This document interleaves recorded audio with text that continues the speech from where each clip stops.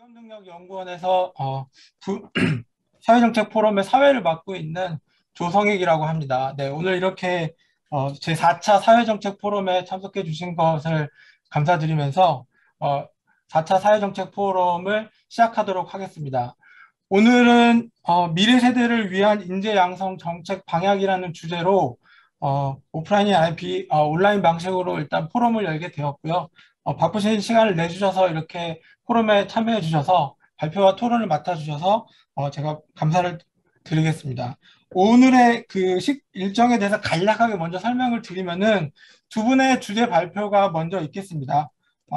각각 한 20분 정도의 주제 발표를 하시고 그 다음에 일정표상으로는 휴식이 있지만 오늘은 온라인 포럼이다 보니까 휴식 시간을 따로 갖지 않고 바로 네 분의 토론자분들의 토론을 진행하는 순서로 진행하면 될 것 같습니다. 그래서 주제 발표까지는 제가 일단 사회를 맡고 토론에서는 저희 직업능력연구원에서 정재호 본부장님이 토론 좌장을 맡아서 2부 순서를 진행을 맡아주실 예정입니다. 네, 그러면은 오늘 본격적인 주제 발표에 앞서서 온라인이다 보니까 오늘 참석하신 분들에 대해서 간략하게 서로 인사 소개를 하고 그 다음에 일정에 맞는 순서대로 포럼을 진행하도록 하겠습니다. 먼저 사회정책협력관 유정기 협력관님 나오셨나요?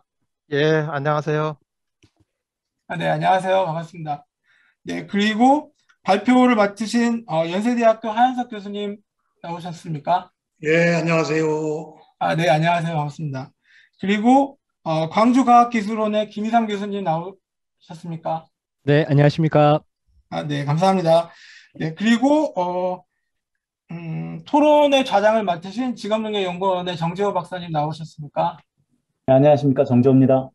네, 안녕하세요. 반갑습니다. 그 다음에 대한상공회의소의 김항 인재개발사업단장님 나오셨습니까? 네, 반갑습니다. 네, 안녕하세요. 반갑습니다. 그 다음에 건국대학교 김진영 교수님 나오셨습니까? 네, 안녕하십니까. 건국대 김진영입니다. 네, 안녕하세요. 반갑습니다. 그 다음에 또 한 분의 경기도 교육연구원 연구부장 백병부 연구부장이 나오셨습니까? 네, 안녕하세요. 경기도 교육연구원 백병부라고 합니다. 네, 안녕하세요. 반갑습니다. 네, 그리고 저희 직능연의 유기학 박사님도 토론에 참여하고 계신데, 나오셨구나. 유기학 박사님 안녕하세요. 유기락입니다. 안녕하세요. 들리십니까? 예. 네, 잘 들립니다. 네. 네. 그러면 이상으로 일단 기본적으로 오늘 포럼에 참여하신 분들의 소개는 끝났고요. 그럼 바로 이제 일정에 맞춰서 포럼을 진행하도록 하겠습니다. 먼저 교육부 사회정책협력관의 유정기 협력관님께서 일단 개회식 관련해서 간략하게 인사 말씀해 주시면 될 것 같습니다. 예, 안녕하십니까. 교육부 사회정책협력관 유정기입니다.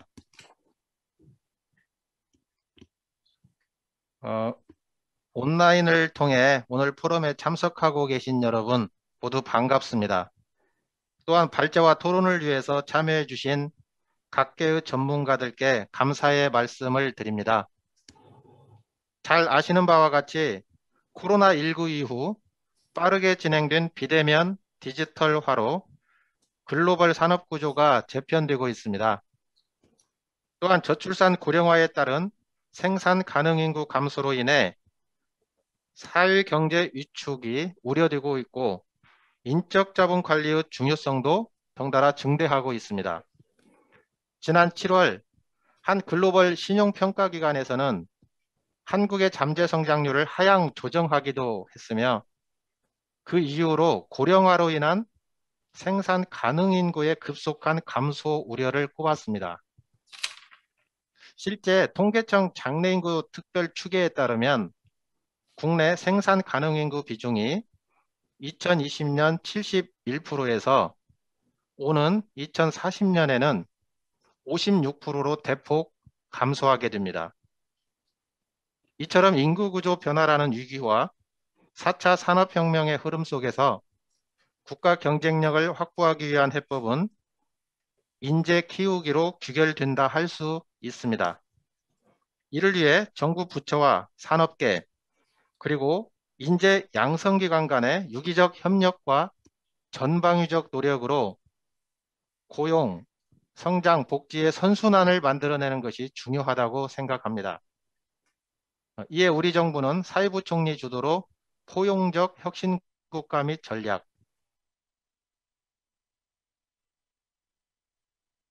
사람 투자 10스 인공지능 인재 양성 방안 등 미래 인재 양성을 위한 범부처 정책 과제를 추진하고 있습니다. 특히 인공지능 분야 대학원 육성, 유망 첨단 분야 및 바이오 헬스 분야 고급 인력 양성, 미래 산업 인재 양성을 위한 대학의 모집 단위 유연화 등 관련 사업을 다양하고 대규모로 확대하고 있습니다. 그러나 이러한 노력에도 불구하고 아직까지 많은 부분이 부족하고 한계가 있다고 생각을 합니다. 신기술과 신산업 발전에 발맞춘 산학협력을 강화하고 부처별 인력 양성 정책을 종합 지원하여 인재 양성 미래 전망과 전략을 도출할 수 있도록 협력 체계를 더욱 공고히 해야 합니다. 이와 더불어서 교육과 훈련 기회의 장벽을 제거하여 누구나 낙오되지 않고 성장할 수 있도록 인재 양성의 사회적 기능도 강화해야 합니다. 오늘 포럼에서 범부처 인재 양성 연계 방안과 불평등과 격차 해소 방안을 논의하는 것은 미래교육의 지속가능한 발전 전략의 귀중한 바탕이 되리라 생각합니다. 여러분들의 값진 고견을 경청하고 관련 정책들을 점검 보완하여 국가 혁신 성장을 이끌 인재 양성 정책이 실행될 수 있도록 더욱 노력하겠습니다. 다시 한번 오늘 이 자리에 함께해 주신 모든 분들께 감사드리고 알찬 포럼을 기대합니다. 고맙습니다. 네, 감사합니다. 그리고 이제 본격적으로 저희 첫 번째 세션인 주제 발표를 듣도록 하겠습니다. 오늘은 두 분의 주제 발표가 있는데 첫 번째는 하현석 교수님의 4차 산업혁명과 인재 양성 정책 방향, 범부처 연계 강화를 중심으로 한 주제로 첫 번째 주제 발표를 듣고 그 다음 두 번째 발표로는 김희삼 광주과학기술원 교수님의 불평등 격차 해소를 위한 인재 양성 개선 방안이라는 주제로 두 번째 발표를 듣겠습니다. 각각의 발표는 20분 정도의 주제 발표를 하시면 될 것 같고 도중에 마지막 5분 정도 남았을 때 제가 채팅을 통해서 시간을 좀 알려드리도록 하겠습니다. 네, 그럼 바로 첫 번째 발표인 하현석 교수님의 발표를 듣도록 하겠습니다. 먼저 저기 사회정책 포럼에 이렇게 불러주셔서 감사드리고요. 오늘 이제 말씀드릴 목차는 대충 이런 순서로 말씀을 드리겠습니다. 먼저 뭐 다들 잘 아시겠지만 4차 산업혁명 시대 직업세계의 변화를 먼저 이제 말씀드리면 OECD 전체적으로 2006년에서 2016년 사이 새롭게 만들어진 일자리의 40%가 디지털 관련 부문 일자리라고 그러고요. 이거하고 동시에 비표준화된 일자리도 증가하고 특히 증가된 일자리의 3분의 1은 임시직, 파트타임 혹은 자영업 이렇게 돼서 굉장히 일자리에 변화가 있다 이렇게 보시면 될 것 같습니다.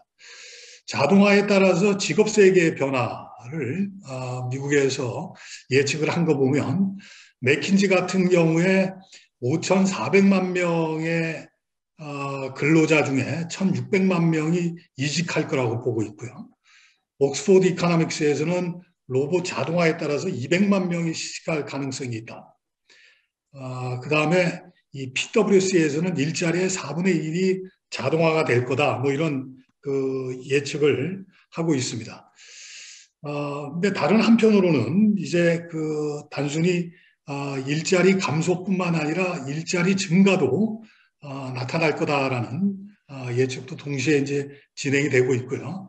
특히 코로나19에 따라서 저소득층이 가장 큰 피해를 입고 있고 디지털화에 따라서 스킬 갭은 훨씬 더 크게 벌어질 걸로 그렇게 예측들을 하고 있습니다. 4차 산업혁명을 다른 말로 이제 세컨드 머신 에이지라고도 이제 표현을 하는데요.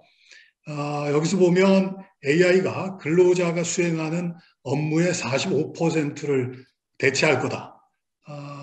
이게 꼭 현존하는 일자리의 45%가 소멸할 거다라는 내용은 아니고 단지 일자리의 45%에서 직무 내용이 달라질 거다라는 그런 예측을 하고 있습니다. 그래서 근로자는 앞으로 AI와 함께 일하고 AI를 활용할 줄 알아야 되고요. 특히 인간은 AI가 하지 못하는 것을 할 수 있도록 교육과 학습이 바뀌어야 한다는 거에 요즘 이제 최근에 새롭게 강조되고 있습니다. 그래서 이 직업세계 변화와 더불어서 이 교육이 어떻게 변해야 되냐 하면 사람과 기계가 어떻게 보면 대척점에 있는 게 아니라 사람이 어떻게 하면 기계하고 제대로 일을 할 수 있을지 이런 경로를 탐색해야 된다 이렇게 말씀을 드릴 수가 있습니다. 그래서 18년에서 22년 사이에 AI 경제에서의 일자리 수요 전망을 보게 되면 전체 일자리의 58%가 대인 소통 창의, 전략적 의사결정 업무를 중심으로 하는 명백히 인간적인 업무가 될 거라고 그러고요. AI하고 직접 관련된 일자리는 17%에 불과할 거라는 그런 예측이 나온 바가 있습니다. 여기 나오는 그림이 의미하는 바가 저는 굉장히 크다고 생각하는데요. 일의 구분을 루틴하냐 루틴하지 않느냐라는 차원하고 인지적인 차원의 일이냐 혹은 육체적인 일이냐를 갖고 이제 네 가지 분면을 이제 보게 되면 인지적이건 육체적인 간에 일상적인 업무는 전부 다 일자리에 대한 수요가 줄어들 걸로 예측이 되고 있고요. 일자리에 대한 수요가 늘어나는 거는 인지적이면서 비일상적인 업무에 있어서만 일자리 수요가 늘어날 걸로 예측을 하고 있습니다. 하나 눈여겨봐야 될 거는 육체적인 동시에 비일상적인 업무에 대해서도 수요가 늘어날 걸로 예측은 되고 있는데 동시에 여기는 공급이 그것만큼 혹은 그것보다 훨씬 더 늘어날 걸로 예측되고 있기 때문에 이 육체적이면서 비일상적인 부문에 있어서는 임금이 오히려 하락하는 문제가 이제 생겨날 거다 이렇게 이제 보고 있습니다. 그래서 어떻게 보면 미래 소득 창출을 위해서는 인지적인 동시에 비일상적인 업무를 수행할 수 있는 영역으로 인재를 키워나갈 그런 필요가 있다 이렇게 말씀을 드릴 수가 있습니다. 또 하나 이제 말씀드릴 거는 앞으로 어떻게 보면 이 기술적인 변화가 이 스킬 편향적인 기술 변화가 일어날 거다 이렇게 이제 예측들을 하고 있는데요. 여기서 이제 중요한 게 단순히 전문화된 교육과 특정 영역에서의 전문성을 미래에 요구하는 게 아니라 앞으로는 지속적으로 적응할 수 있는 능력 그리고 다양한 맥락에 적용할 수 있는 기술과 능력이 훨씬 더 중요할 거다 이런 이제 예측들을 하고 있습니다. 특히 우리가 주목해야 될 것은 뭐냐면 이런 그 스킬 편향적인 기술 변화에 의해서 정부가 제대로 개입하지 않는 이상 앞으로 승자 독식 사회가 될 가능성이 대단히 높다라는 거고 앞으로 인재 정책에 있어서는 이런 문제를 어떻게 사전에 예방할 거냐 하는 게 대단히 중요하다는 말씀을 아울러 드리겠습니다. 조금 전에 유정기 국장님도 그 말씀 주셨지만 앞으로 우리나라 생산 가능 인구가 아주 이제 뚜렷하게 감소할 걸로 그렇게 예측이 되고 있는데요. 2007년에 3,700만 명을 넘어섰던 생산 가능 인구가 2037년에는 3천만을 조금 넘어서는 형태가 되고 그 이후로도 계속 줄어들어서 어떻게 보면 일당백을 할 수 있는 인재를 키워나가는 게 대단히 중요하다 이렇게 말씀을 드릴 수가 있습니다. 그리고 아주 가깝게는 신산업 분야에서 인재가 대단히 부족한 걸로 전망이 되고 있는데요. 예를 들면 디지털 헬스케어에서 2028년까지 약 2만 5천 명, 스마트 선박에서 약 1만 4천 명 이런 규모로 인재들이 부족할 걸로 그렇게 예측들이 되고 있습니다. 그래서 어떻게 하면 제대로 된 인재를 키워낼 수 있는가가 대단히 중요한데 이제 이거 관련해서 인재 정책을 둘러싼 쟁점을 좀 살펴보게 되면요. 저희가 생각할 때 앞으로 인재 정책의 비전은 개인의 풍요로운 삶과 혁신 성장의 조화를 추구하는 사람 중심 그리고 역량 중심의 인재 정책이 돼야 되지 않을까 그렇게 생각합니다. 그래서 인재 정책의 목표를 저희가 좀 제안을 한다면 첫 번째는 기본 역량 제고를 통해서 개인의 평생 고용 가능성과 삶의 질을 제고할 필요가 있다. 두 번째는 4차 산업혁명 시대에 혁신 성장을 주도할 인재를 양성할 필요가 있다. 세 번째는 산업계 수요와 개인의 삶의 질 간의 조화를 추구해야 되겠다. 그리고 네 번째는 통합적 사회정책의 틀 속에서 인재정책의 지속 가능성과 효과성을 확보하는 게 중요하겠다라는 그런 제안을 하고자 합니다. 그런데 우리가 하나 여기서 조심해야 될 거는 앞으로 신산업 분야라든지 이런 쪽에서 인재가 필요하고 거기에 대응할 수 있는 인재를 키우는 건 대단히 중요하지만 우리가 자칫 그 4차 산업혁명 시대에 대응하는 걸 1970년대 중화공업화를 끌고 왔던 국가의 역할과 같은 것으로 끌고 가면 대단히 위험하겠다라는 그런 생각을 합니다. 그래서 과연 우리가 불확실성이 높은 시대에 미래 인재상을 정확하게 정의할 수 있겠는가? 그리고 수요와 공급을 저희가 예측을 하고 있지만 산업별 수요를 얼마만큼 정확하게 예측할 수 있을 것인가? 그리고 앞으로 인재의 양보다는 질의 문제가 훨씬 더 중요하지 않겠는가? 뭐 이런 생각을 해봅니다. 그래서 우리가 4차 산업혁명 시대에 사회 변화에 혹은 경제 변화에 제대로 대응할 수 있는 인재 정책을 끌고 가는 건 대단히 중요하지만 너무나 의욕에 찬 과잉 개입도 우리가 경계해야 되지 않을까 그렇게 생각을 합니다. 일단 요즘 이제 인재 정책이 대단히 중요한 이유는 바로 혁신 성장하고 관련된 개념인데요. 기본적으로 앞으로 우리가 고민해야 될 인재라는 건 바로 숙련 노동 플러스 지식 노동자가 되지 않을까 그렇게 생각을 합니다. 그런데 우리가 여기서 하나 주의해야 될 거는 우리가 혁신 인재 혹은 혁신 인재 정책이라고 했을 때 우리가 갖고 있는 생각 중에 하나가 뭐냐면 실리콘밸리에서 통용될 수 있는 인재만 혁신 인재라고 생각을 한다는 겁니다. 그런데 사실은 혁신의 단계를 크게 브레즈니스라는 학자가 4단계로 구분을 하고 있는데요. 첫 번째 단계, 바로 노벨티에 해당하는 게 실리콘밸리에 해당한다면 두 번째 단계는 새로운 제품을 디자인하고 이걸 개발할 수 있는 그런 혁신 능력을 의미를 하고요. 3단계는 우리가 작년, 재작년 굉장히 이야기를 많이 했던 소비자 산업에 해당하는 그런 혁신 능력을 의미하고 4단계는 어셈블리 라인에서의 혁신을 주도할 수 있는 그런 능력들을 의미합니다. 그래서 사실은 한 나라 경제가 제대로 돌아가기 위해서는 1단계부터 4단계까지가 조화를 이루어야 되고요. 우리의 인재 정책도 1단계부터 4단계까지 필요한 모든 인재를 길러내는 걸로 범위를 확장할 필요가 있다. 그래서 인재 정책의 범위는 단지 하이스킬뿐만 아니라 중급 숙련까지도 포함하는 그런 범위로 설정할 필요가 있다라는 말씀을 드리겠습니다. 그래서 인재정책의 범위는 한편으로는 개인하고 연계된 사람 중심의 인재정책이 필요하고 또 하나는 산업과 연계된 노동시장과 연계된 인재정책이 필요하다. 그래서 이 두 가지의 그 연계를 제대로 할 필요가 있겠다라는 거고요.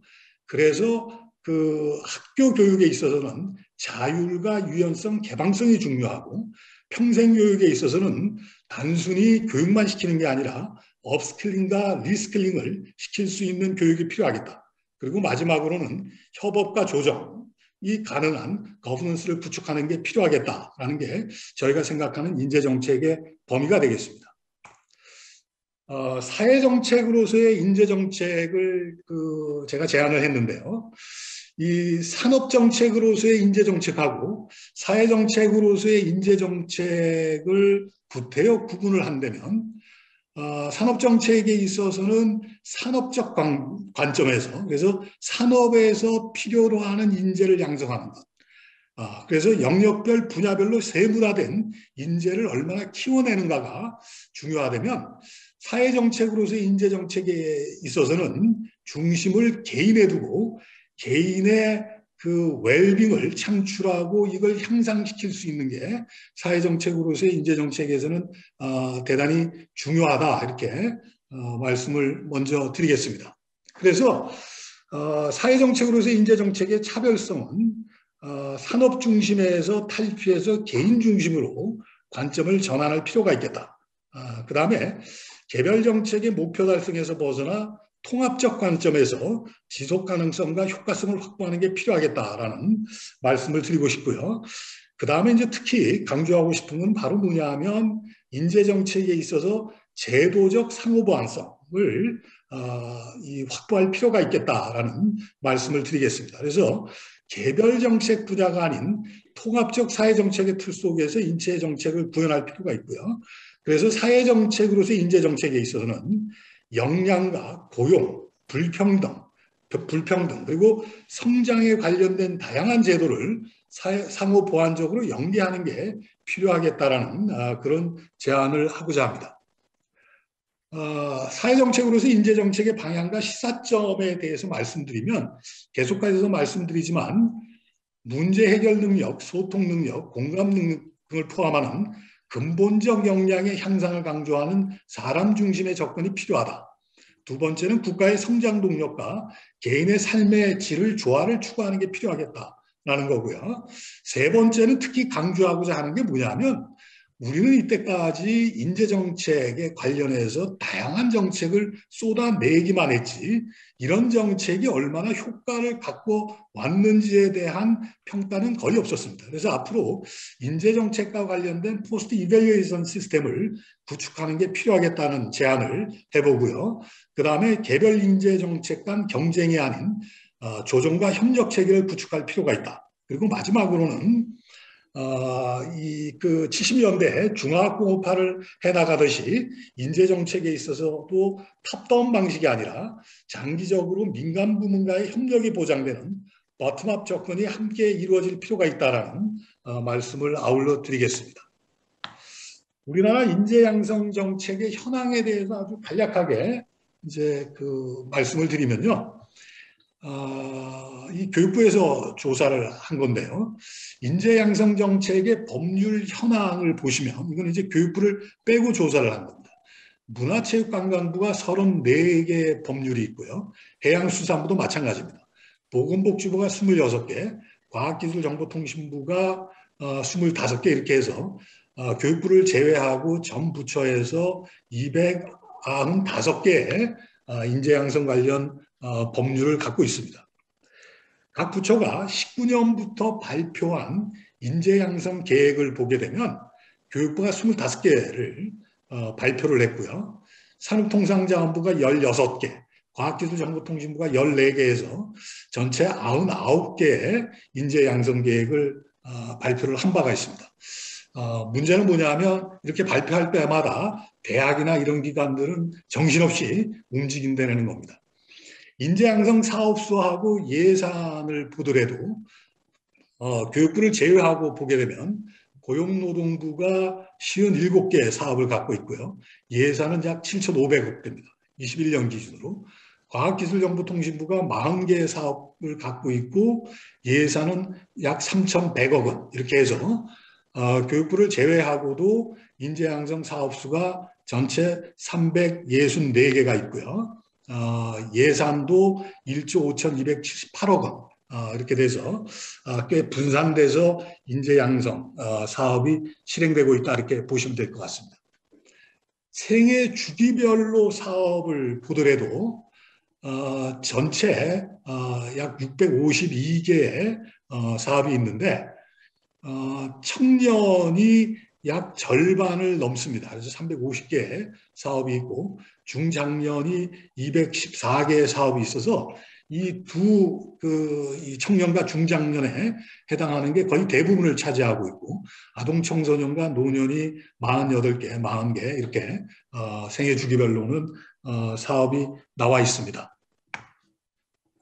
마지막으로 이제 그 범부처 연계 강화 방안을 말씀을 드리면 조금 전에 표로 잠깐 저희가 일별했듯이 거의 모든 부처가 인재 양성 사업을 갖고 있고 각기 개별적으로 사업을 추진하고 있어서 이걸 받아들이는 개인이나 기관, 특히 대학은 대단히 이제 혼란스러운 그런 상태에 있다.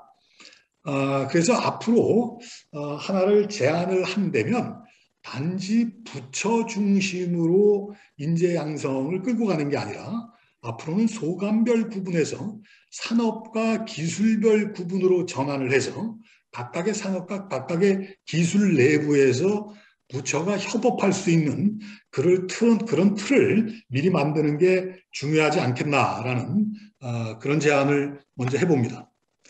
두 번째는 아무래도 그 협력과 조정을 하려면 정보 인프라를 구축하는 게 대단히 중요하다 이렇게 생각을 하는데요. 여기 관련돼서 들어갈 내용들은 산업별, 기술별 인재 공급과 수요의 현황에 대한 정보 시스템, 그 다음에 산업별, 기술별 미래 인재 공급과 수요에 대한 예측과 관련된 정보의 생산, 유통, 공유, 그 다음에 산업별, 기술별 인재 질적 수준에 대한 정보의 생산, 유통, 공유, 그리고 이런 정보 시스템의 상호 연계와 콘텐츠 공동 활용이 가능한 통합 플랫폼을 구축하는 게 앞으로 대단히 중요하겠다 이렇게 생각을 합니다. 여기서 하나 더 말씀드리고 싶은 거는 이게 아주 정확한 그런 그 수치를 내고자 하는 건 아니고요. 단지 그 산업별 이런 그 현황과 미래 이 변화에 대한 일종의 트렌드에 관련된 정보를 계속해서 공유할 수 있는 그런 시스템 정도는 구축해야 되지 않겠는가라는 그런 말씀을 드리겠습니다. 현재 우리 정부에서 인재정책 관련한 그 통합 거버넌스로는 부총리 겸 교육부 장관이 위원장으로 있는 사람투자인재양성협의회가 있고요. 이 협의회를 뒷받침하는 민간 전문가 중심의 사람투자인재양성 민간 전문가 협의회가 있습니다. 그리고 여기에 이제 정부 부처 지자체, 산업계, 민간 전문가들이 다 그 참여할 수 있도록 이렇게 되어 있는데 사실은 이걸 통해서 노무현 정부 이후에 없어졌던 인재정책 관련한 일종의 통합 거버넌스가 구축됐다라고는 이야기는 할 수는 있지만 아직까지도 실효성이 를 더 이제 그 제고할 필요는 있겠다 이런 이제 말씀을 드리겠습니다. 그래서 저희 생각할 때는 이런 조정과 협력 체계를 이제 구축을 위해서는 그 분야별 세부 정책 목표를 특성화할 필요가 있고 특히 그동안의 인재 양성 정책에서 간과되어 온 복지나 불평등 등에 관련 정책을 함께 고려한 정책 프레임워크를 만들 필요가 있겠다는 생각입니다. 마지막으로 말씀드리고 싶은 거는 이 사람투자 인재 양성 협의회를 법제화시키는 걸 포함한 국가 인재 양성 투자 및 관리에 대한 법제도를 마련할 필요가 있겠다라는 제안을 드리고 싶습니다. 그래서 가칭 국가 인재 양성 지원법에는 국가 인재 양성의 기본 틀, 그다음에 정부, 지자체, 산업계 역할과 책임, 그리고 부처 간, 지자체 간, 산업계 역할의 조정에 관련된 내용, 그다음에 인재 양성 과정에 대한 혁신과 그 지원 체계에 대한 내용, 그리고 인력 수급 정보 관리 체계에 관련된 내용, 그리고 조금 전에 말씀드렸던 포스트 이밸류에이션 시스템을 포함한 인재 양성 투자 성과 관리 체계에 관련된 내용들이 포함될 필요가 있지 않나 그렇게 제안을 드리고 싶습니다. 여기까지가 제가 준비한 내용이 되겠습니다. 예, 감사합니다. 네, 감사합니다. 네, 하현석 교수님 발표 감사드리고요. 바로 시간상 두 번째 주제 발표로 넘어가도록 하겠습니다. 네, 김상 교수님 발표 부탁드립니다. 네, 발표하겠습니다. 네, 불평등 격차 해소를 위한 인재 양성 개선 방안이라고 하는 제목은 일종의 그 주최 측으로부터 제가 요청받은 제목인데요. 슬라이드가 쉬운 쪽이 좀 넘는데 그냥 빨리 제목 중심으로 이렇게 발표드리도록 하겠습니다. 사실 교육 불평등은 어, 그 어떻게 보면은 근원적인 불평등이 되면서도 또 파생적인 불평등이 된다고 볼 수가 있겠죠. 그래서 그 우리가 지금 인재 양성 부분에 있어서도 이 불평등과 격차 문제에 대한 신경을 쓸 수밖에 없겠는데요. 근데 코로나19 상황으로 인해서 교육 격차는 더욱더 좀 심화되어 있다라고 평가할 수가 있겠습니다. 자, 그래서 오늘 제가 말씀드리고자 하는 내용은 그 교육 불평등의 실태와 원인, 그리고 또 격차 해소를 위한 인재 양성 개선 방안이라기보다는 사실 방향에 가까운 얘기일 텐데요. 네, 차례차례 좀 말씀드리도록 하죠. 먼저 교육 양극화에 대한 이야기입니다.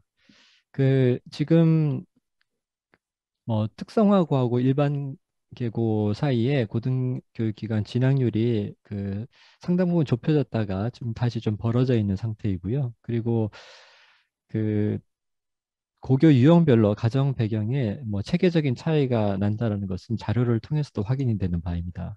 그리고 2000년대 이후에 우리의 교육 형평성이 많이 훼손된 것으로 나타나는데요. 이거는 팀스라고 수학, 과학을 테스트한 그런 학업성 지도 비교 자료에서도 나타나고 있는 현상이고요. 그래서 한국보다는 이제 미국에서 평균 성적은 높지만 계층 간의 격차는 커졌다고 볼 수가 있겠습니다.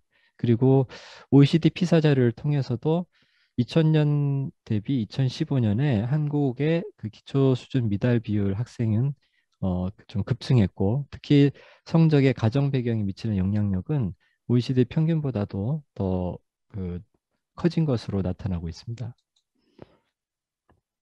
한편 그 피사에서 역경 극복 학생이라고 해서 그 어떤 가정 배경이 좀 열악한 가운데 성적이 상위권인 학생의 비율인데요. 근간에 줄어들고 있는 모습들을 보여주고 있죠. 그리고 그 피사 자료에서도 보면 그 이수준 미만이 기초학력 미달이라고 볼 수 있는데 이수준 미만에 속한 학생들의 비율이 그 근년에 들어와서 늘어난 것을 확인할 수가 있습니다. 그리고 국가 수준 학업 성취도 평가에서도 기초학력 미달 학생은 지금 중학생과 고등학생 모두 다 최근에 특히 코로나 영향에 가세해서 이렇게 급격하게 높아진 모습들을 보여주고 있습니다. 제가 코로나와 관련되어 있는 슬라이드에는 이렇게 지금 바이러스 모양을 붙여놨고요. 코로나 사태 이후에는 또 학력 저하고 학습 격차가 심화되어서 지금 중위권이 이렇게 좀 줄어들고 좀 양극화된 모습들이 보여지고 있고요. 그리고 이것은 그 수능 영어는 절대평가이기 때문에 학생들의 학력이 어떻게 변화했는가를 그 견주어 볼 수가 있는 자료인데 코로나 이전에 비해서 이후에는 그 2, 3등급 이 중간에 있는 학생들의 비율이 줄어들고 그리고 5등급 이하 비율이 크게 늘어난 것을 볼 수가 있죠. 그리고 올해도 이제 수능을 봐야 알겠지만 이런 상황을 반영해서 작년 수능은 좀 조정을 했던 것으로 알고 있습니다. 그리고 그 지역 규모별로도 그러니까 지역 간의 이 학업 성취도 격차가 심화된 것은 지금 여기 표에서도 확인할 수 있는 바고요. 그러면 이렇게 교육 격차의 원인이 발생하는 것은 무엇 때문에 그런가? 그래서 일단은 공부 머리가 다르지 않는가? 그래서 유전을 먼저 생각할 수가 있겠는데 유전 말고도 이렇게 그 환경이라는 것이 영향을 미치게 됩니다. 그래서 그 뭐 유아의 지능이 가정 배경과 무관하다라는 것은 미국 유아 종단 조사 연구 결과에서도 한번 그 제시된 바가 있었고요. 그런데 그 자라면서 어떤 환경에서 성장하느냐가 인지 능력 발달에도 영향을 준다라는 것이죠. 특히 이제 3에서 5세 요 사이에 이 환경이 매우 중요하게 되는데요. 그때 이제 부모가 자녀에게 어떤 그 인터랙션을 그런 경험을 제공했는지도 매우 중요한 역할을 한다라는 것도 알려져 있습니다. 한편 또 한국에서는 사교육의 영향도 강할 텐데요. 그 학령 인구가 줄고 있지만 그래서 사교육비는 증가해 왔고, 그리고 그 가구 소득 간의 사교육비 격차도 금액상으로 보면 커졌다라는 것이죠. 또 한편으로는 부모의 교육 관여하고 양육 관행의 차이도 그 성적의 차이를 가지고 오는데요. 특히 고학력 중산층 부모가 자녀 학습에 개입하는 이런 것들도 영향을 미치고 있습니다. 뿐만 아니라 학교에서 보내는 시간이 줄면 격차가 커진다는 것은 일본에서 유도리 교육 그 상황에서도 사례가 확인된 바가 있는데, 우리 같은 경우는 지금 코로나19 상황에서 그 원격 수업이 집에서 진행되는 가운데 계층 간의 격차가 커졌다라는 것도 많이 보고가 되고 있고요. 그리고 원격 교육 상황에서는 디지털 인프라의 차이에 의해서 발생하는 격차도 있습니다. 이것은 학교 간 차이도 존재하고 있고요. 그리고 어려운 상황에서는 또 장애를 갖고 있는 학생이라든지 이렇게 학습 장애가 있는 학생들이 더 어려움을 겪는다라는 것도 알려져 있죠. 그리고 이것은 경기도 교육연구원 조사 자료인데요. 가정의 경제 수준에 따라서 온라인 교육 환경에도 격차가 있다라는 것이 조사를 통해서 나타났고요. 그리고 코로나 기간 동안에 이런 사교육도 계층별로 차이가 났고, 그 다음에 행복감도 계층별로 차이가 난 것을 보여주고 있습니다. 그래서 이제 이런 것들이 사실 성적의 양극화도 나타났지만 어쩌면은 이제 정신적인 건강 상태, 행복감의 그런 격차나 양극화도 수반된 것이라 볼 수 있겠죠. 자, 그러면 어떤 대안들이 있을까? 그래서 먼저 발달 격차를 방지하고 또 재능이 사장되는 것을 방지하는 것이 있을 텐데요. 그래서 어쨌든 그 취약계층 자녀에 대해서는 정부가 개입할 때 개입 시기가 빠를수록 더 효과적이라는 것은 알려져 있는 사실이죠. 그리고 어렸을 때 양육 환경이 안정적이어야 되고, 또 그 조기 교육도 비인지 능력과 인지 능력의 균형이 잡혀야 된다라는 것도 선행 연구들을 통해서 잘 알려져 있습니다. 자, 그리고 대학 입시로 가게 되면은 아마 그 재능의 사장이 나타나는 것을 그 뭐 서울대라든지 이런 그 명문대 입시 결과에서도 많이 확인할 수가 있을 텐데요. 지금 보면 여기 강북구하고 강남구 간에 한 서울대 입학률이 한 20배 정도 차이가 나는데, 그런데 실제로 그 구별로 그 인적 자원, 즉 아이들의 능력의 분포가 그렇게 차이가 나지는 않을 것이라는 것이 연구자들의 결론이었습니다. 그래서 아마도 진짜 인적 자본을 뽑았다라고 하면은 서울대 합격 확률은 구별로 그러니까 최대 한 2배 정도 차이 나는 것이 맞다라는 것, 그런 추정이 나온 적도 있었죠. 자, 그리고 과거에 그 지역 균형 선발로 들어온 학생들이 처음에는 좀 성적이 좀 떨어졌지만 나중에 이렇게 아이들이 추월하는 모습도, 쫓아오는 모습도 보여줬었고요. 그리고 카이스트 같은 경우에도 이제 그런 그러니까 일반고 출신 학생들이 나중에 그 상당히 향상폭이 두드러진 것들을 준 바 있습니다. 그다음에 두 번째는 성공 경로를 다양화할 필요가 있다는 말씀을 드릴 텐데요. 우선 학교가 직업 생활에 유용한 지식을 가르쳐 준다라는 거에 대해서 핀란드 학생들이 매우 긍정적인 응답을 했지만 일본이나 한국은 그렇지 않았고, 성인으로서의 삶을 위해서 해주는 것에 대해서도 비슷한 경향을 보였습니다. 그리고 핀란드는 고등교육에 있어서도 고등교육 졸업자들의 그 일과 그다음에 본인의 전공의 불일치 발생률이 한국보다는 절반 정도밖에 안 됐는데요. 이거는 대학을 언제 가는가 하고도 관련이 있을 겁니다. 자, 성공률을 다양화할 때 제가 좀 뭐 2번 홍콩에 출장도 가서 봤던 것이, 홍콩 같은 경우에 교육개혁을 2000년 이후에 일관되게 추진하면서 여기도 아직 진행형이긴 하지만 그래도 우리의 고교 학점제라든지 아니면 또 수능 개편과 관련해서는 상당히 참고할 시사점을 주는 것 같습니다.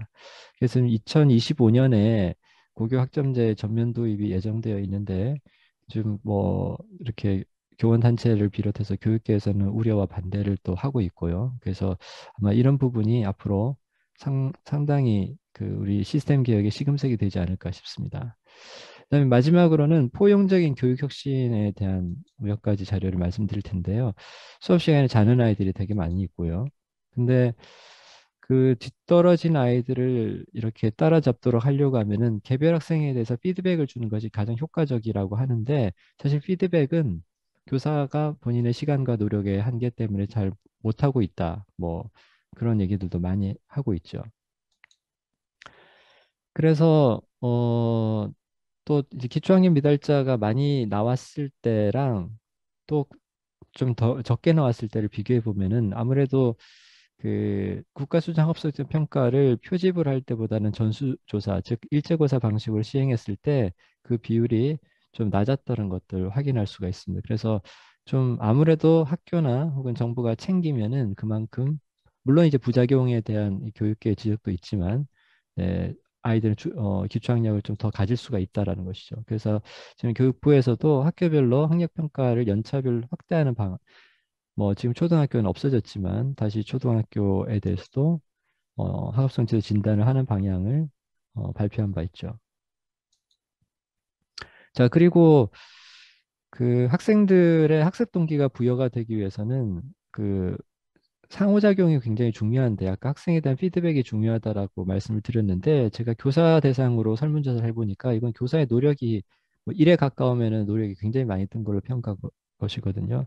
굉장히 많이 든다라고 평가를 하고 있습니다. 그래서 이런 부분에 있어서 혹시 기술의 보완을 받을 수가 없을까라고 생각할 수가 있는데요. 이제 인도 델리에서 저소득층 중학생 대상으로 이제 컴퓨터를 이용해서 학생들이 아이패드 같은 것을 가지고 개별 맞춤형으로 학습을 하는 것을 방과 후에 제공을 했더니 학생들의 이런 학업성 지도가 월등하게 향상이 되더라는 것이죠.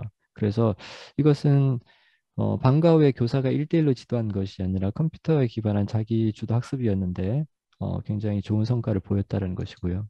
그리고 애리조나 주립대 같은 경우에는 이제 포용적인 혁신 교육을 지향을 하면서 사실 이제 이 학교 같은 경우에 대학 입학할 때부터 좀 그런 부분들을 지향을 하고 있는데 대학에 들어와서도 어, 일단 기초 수준이 좀 떨어지는 학생들 같은 경우에도 이런 AI 기반의 맞춤형 학습을 통해서 목표 성취 수준에 다 도달할 수 있도록 하는 것을 목표로 하고 수업을 하고 있고요.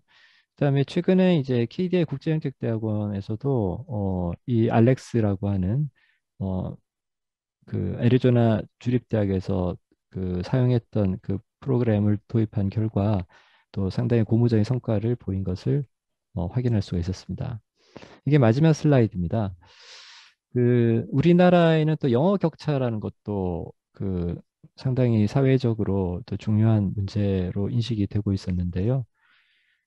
특히 구어 영어, 스포큰 잉글리시 같은 경우에는 더더욱 격차가 심했습니다. 근데 이제 AI 팽톡처럼 이제 EBS가 에트리하고 NHN과 개발해서 이걸 이제 전국 초등학교 무료로 확대 보급하는 것을 목표로 하고 있는데 그 제가 이 시범학교 성과 분석을 맡았었는데요. 그래서 어쨌든 이런 AI 기반으로 프리토킹이 가능한 그런 스마트폰 앱을 그 보급한 결과 그 상당히 고무적인 성과가 발견이 됐다. 그래서 계층 간 지역 간 학교 간 학습 격차를 줄이는데 인공지능 기반의 비대면 쌍방향 교육이 갖고 있는 가능성을 좀 확인하게 해줬다라고 말씀드릴 수 있을 것 같습니다. 그래서 이런 방향으로 좀 더 투자하고 노력하면 좋지 않을까 생각합니다. 제가 뭐 조금 랩업을 해야 되는데 뭐 토론하는 과정에서 그렇게 될 거라는 생각이 들고요. 발표는 이것으로 마치도록 하겠습니다. 감사합니다.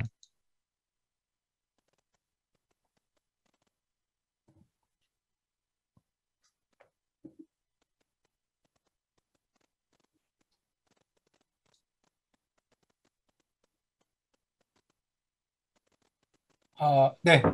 김상 교수님 발표 감사드립니다.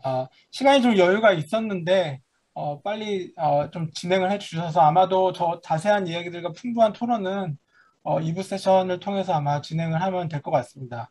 예, 전반부의 발표는 이제 디지털 전환에 따른 인재 양성 정책이었던 것 같고 후반부는 이제 교육 격차에 대한 중요한 이슈였다고 두 개 다 중요한 이슈였던 것 같아서 토론 세션이 좀 기대가 되고 그러면 본격적인 종합 토론을 휴식 없이 바로 진행하도록 하겠습니다. 종합 토론은 정재호 박사님께서 좌장을 맡으셔서 진행을 계속해서 하도록 하겠습니다. 네. 예, 안녕하십니까. 한국직업력연구원 미래인재연구본부장 정재호입니다. 지금부터 그 앞서 두 개 발표에 대해서 종합 토론을 진행하도록 하겠습니다. 방금 사회자께서도 정리를 해주셨지만 한섭 부총장님께서는 4차 산업혁명 시대에 어떤 그 사회정책으로서의 인재정책의 중요성을 강조해 주시고 이를 위한 범부처 연계 강화 방안을 제시를 해주셨던 것 같습니다. 그리고 김희상 교수님께서는 인재 양성에 있어서의 어떤 불평등, 격차 해소를 어떤 방식으로 해소할 수 있는지 그거에 대한 아이디어들을 제공해 주신 것 같습니다. 그럼 본격적으로 토론을 하겠습니다. 오늘 토론은 네 분께서 맡아주셨는데요. 첫 번째로 김왕 대한상공회의소 인력개발사업단장님, 그리고 두 번째는 김진영 건국대학교 경제학과 교수님, 그리고 세 번째는 류기락 한국직업능력연구원 고용능력 자격연구본부장께서, 그리고 마지막으로 백병부 경기도 교육연구원 교육연구부장께서 토론을 해주실 것입니다. 저희 주어진 시간이 당초에 이제 50분이었는데요. 그래서 한 분당 10분씩 해주시면 될 것 같습니다. 근데 뭐 시간에 여유는 좀 있는 것 같으니까요. 자유롭게 해주시면 되고, 이 순서대로 토론을 해주시고, 그리고 마지막에 앞서 발표해 주신 두 분께서 답변 겸 마무리 발언을 해주시면 될 것 같습니다. 그럼 먼저 김왕 인력개발 사업단장님 부탁드리겠습니다. 네, 소개받은 대한상공회의소 인력개발사업단장 김왕입니다. 중요한 이슈를 논의하는 정책 포럼에 토론자로 참여하게 된 것을 아주 기쁘게 생각합니다. 하현석 부총장님의 구두 발제를 들어보니 제가 발제문을 보며 가졌던 여러 가지 궁금증들이 거의 풀린 것 같습니다. 하지만 유튜브로 참여하고 계신 분들도 계시기 때문에 제가 토론을 진행하도록 하겠습니다.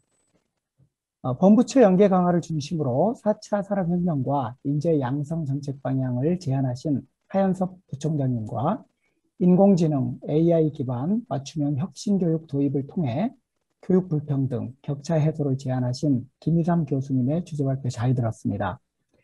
하 부총장님께서 말씀하신 것처럼 4차 산업혁명이 가져온 직업세계의 변화는 참으로 심대하다고 할 것입니다.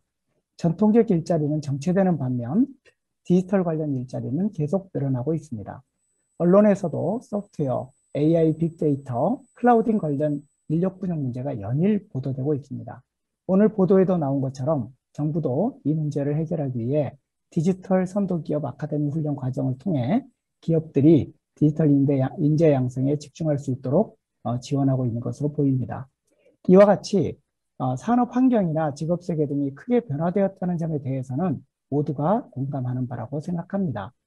또한 인재는 결국 사람이고 인재 육성은 사람을 키우는 것이므로 인재 정책의 사람 중심, 수요자 중심의 접근 방법이 필요하다는 점에 대해서도 공감하는 바가 큽니다. 아울러 4차 산업혁명에 따른 인재 부족 현상에 대응하기 위해서 각 부처들이 펼쳐온 정책들이 서로 중복되고 경쟁적인 측면이 있었으며 적절한 조정과 협력이 필요하다는 지적에 대해서도 동의합니다. 그리고 그간의 4차 산업혁명과 관련된 인재 육성 정책은 정부 정책 위주의 탑다운 방식으로 진행이 되어 있어서 민간 중심의 바텀업 전략의 개발이 절실히 요구된다는 발제의 내용은 앞으로의 바람직한 정책 변화의 핵심을 짚으신 것으로 생각이 됩니다. 전체적으로 볼 때 하 부총장님의 발제 내용은 올바른 진단 위에 현 시점에서 꼭 필요한 정책 방향을 제시한 것으로 보이며 특히 그간 산업 수요라는 한 측면에만 치우쳐온 인재 정책에 대한 새로운 대안으로 사회정책으로서의 인재 정책 모델을 제시하신 의미 있는 발제라고 생각을 합니다. 부총장님의 발제가 저처럼 경제단체에서 근무하고 있는 사람의 눈으로 보면 상당히 새로운 측면이 있기 때문에 미처 다 이해하지 못한 부분도 있습니다. 그래서 궁금한 내용을 중심으로 몇 가지 여쭙고 저의 생각도 말씀드리고자 합니다. 먼저 논의하고 싶은 부분은 사회정책으로서의 인재정책의 차별성이 산업 중심의 공급자적 시각에서 탈피하여 수요자 중심의 관점으로 인재정책을 전환하는 데 있다 하고 말씀하신 부분입니다. 최근에는 인재 양성에 있어서 공급자라고 할 수 있는 대학이나 직업교육 그리고 직업훈련기관들이 모두 자기 학생이나 훈련생들이 원하는 직장에 취업할 수 있도록 하기 위해 어떻게 하면 산업의 인력 수요에 맞춘 교육 훈련을 제공할까 골몰하고 있습니다. 이렇게 볼 때 산업 쪽의 수요와 공급자 쪽의 니즈가 일치하고 있다고 볼 수 있으므로 산업정책적 인재정책이 공급자적 시각이다 하고 말씀하신 것이 아닌가 이런 생각이 듭니다. 여기서 저는 과연 산업 수요에 맞추는 것이 오직 공급자적 시각뿐인가, 이런 부분에 대해서는 좀 궁금하게 생각이 됩니다.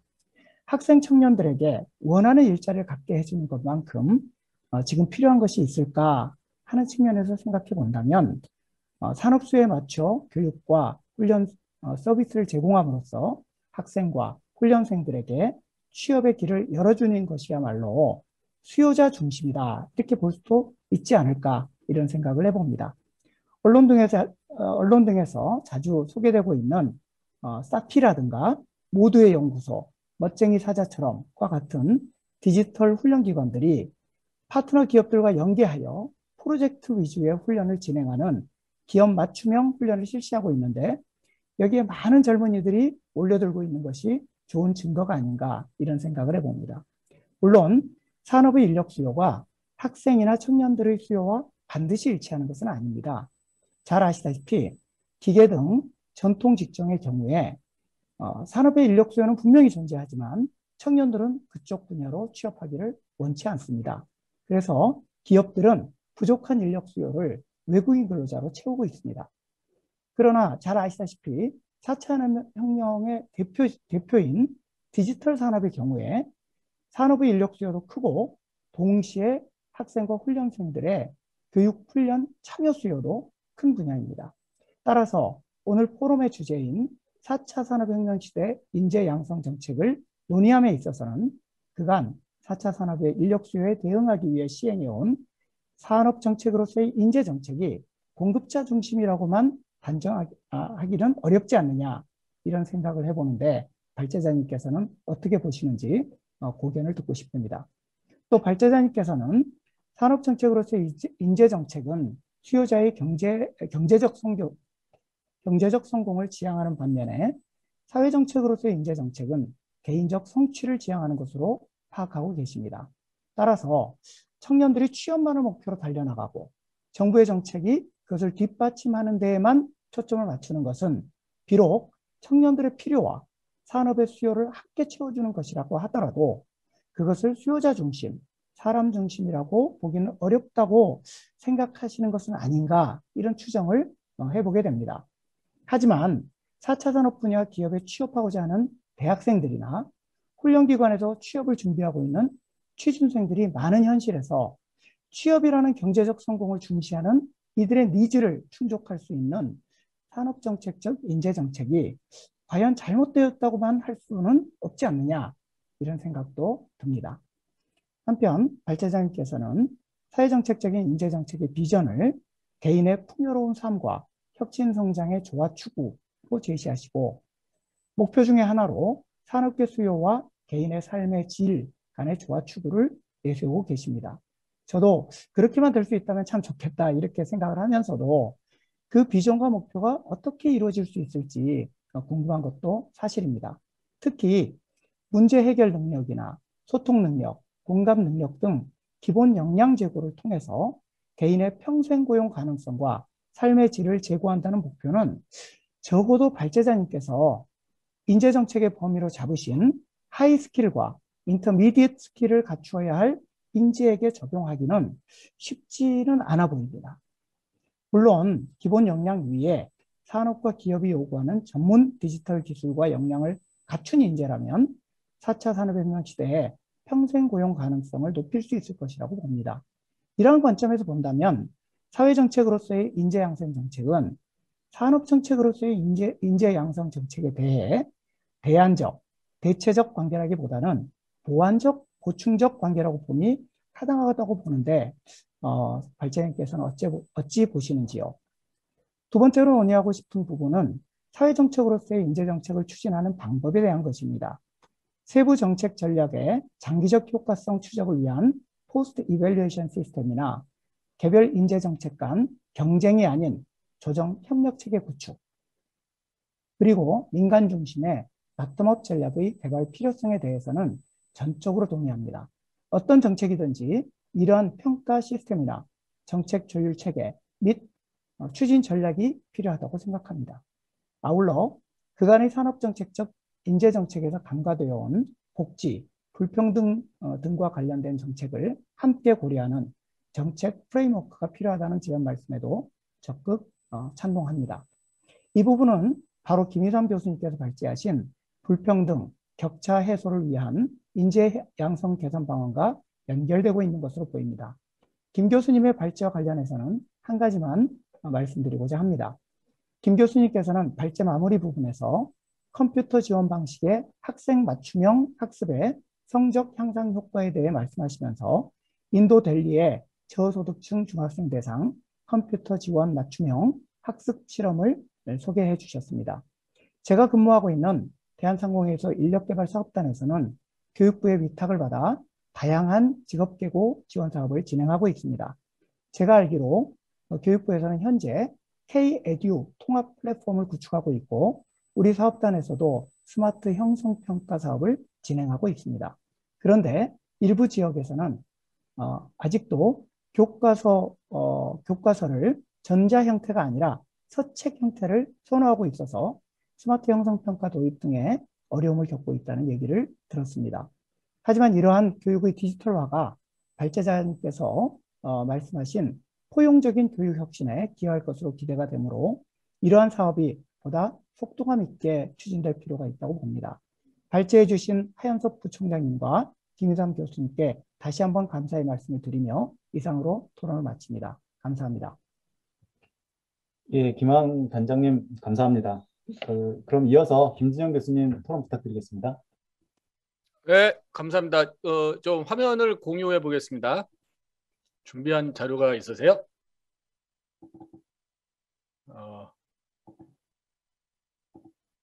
잘 보이십니까?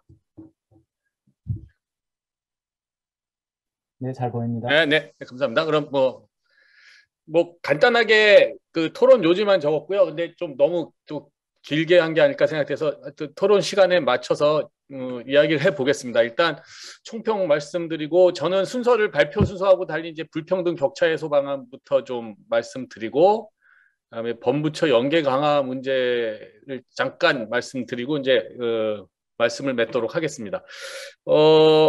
먼저 뭐 하현석 교수님이나 김희삼 교수님 모두 제가 뭐 항상 많이 배우는 분들이라 뭐 제가 여기에 대해서 뭐 이론을 제기하거나 그럴 여지가 거의 없을 것 같습니다. 기본적으로 그러니까 발표해 주신 내용에 많이 공감하고요. 이 전체 토론 주제에도 공감하기 때문에요. 그래서 우리가 이제 인재정책이라고 하면 지금보다는 더 넓은 시야가 필요하고 또 그거를 뒷받침하기 위해서 부처 간 협력도 필요하다는 사실이나 또는 김희삼 교수님 말씀 중에 특히 이제 인재 사장을 막자는 구절이 있는데 그 구절에 깊이 공감하게 됩니다. 예. 더군다나 이제 그 저출산으로 학생 수가 줄어드는 상황에서 우리가 잃어야 할 인재가 없을 것 같습니다. 그래서 이제 그런 내용들에 공감을 하면서 뭐 토론은 뭐 발표 내용을 좀 뒷받침하고자 합니다. 뭐 제가 이 일을 제기하기보다는 그 다음에 그냥 제가 크게 가지고 있는 생각으로 마무리하려고 합니다.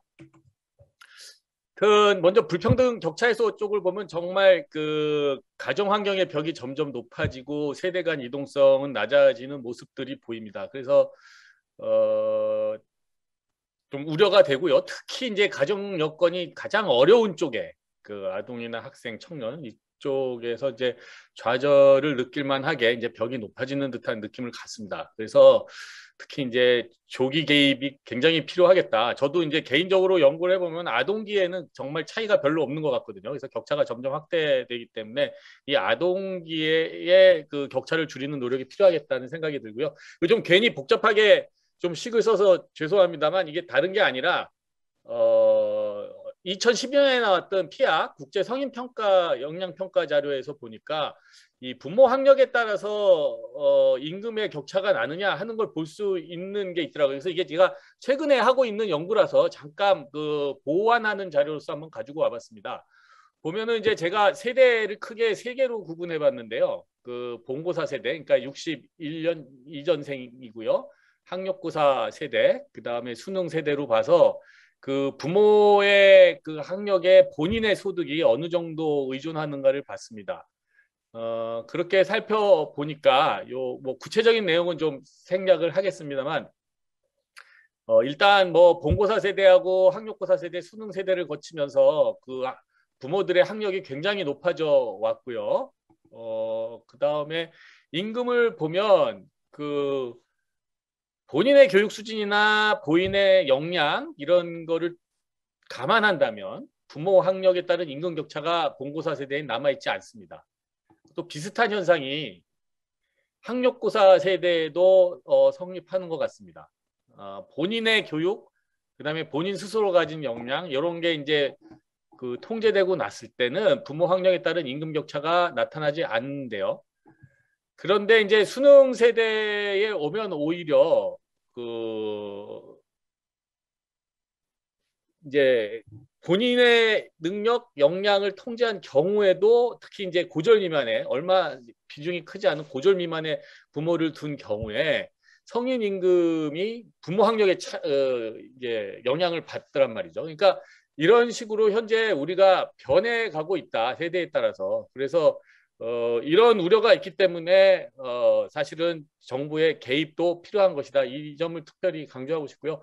우리가 다른 어느 나라보다 사실 이동성이 높았던 사회에서 사실 고착화되는 사회로 지금 넘어갈 그런 위험에 있습니다. 사실 그런 상황이 전개되고 있고요. 그래서 이 불평등 문제에 대해서는 특히 교육에서 이거를 해결하려는 노력이 많이 있어야겠다는 걸 이제 다시 한번 강조하려고 최근에 연구를 한번 가져와 봤습니다.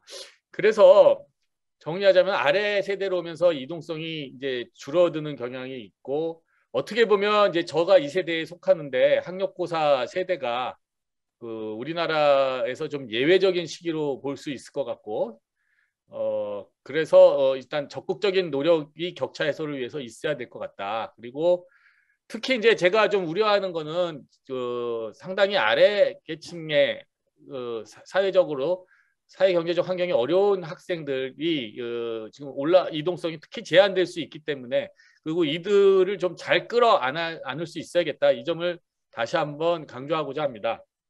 근데 이제 이런 그 여러 논의에서 교육 격차 논의에서 이제 빠질 수 없는 게 김삼 교수님도 잠깐 지적하고 넘어가셨습니다만 이제 사교육 얘기인데요. 저는 이 사교육 이 노렌츠 곡선을 한번 주목해 볼 필요가 있다고 봅니다. 제가 중간에 선을 하나 걷고 90% 쪽에 선을 하나 걷는데요.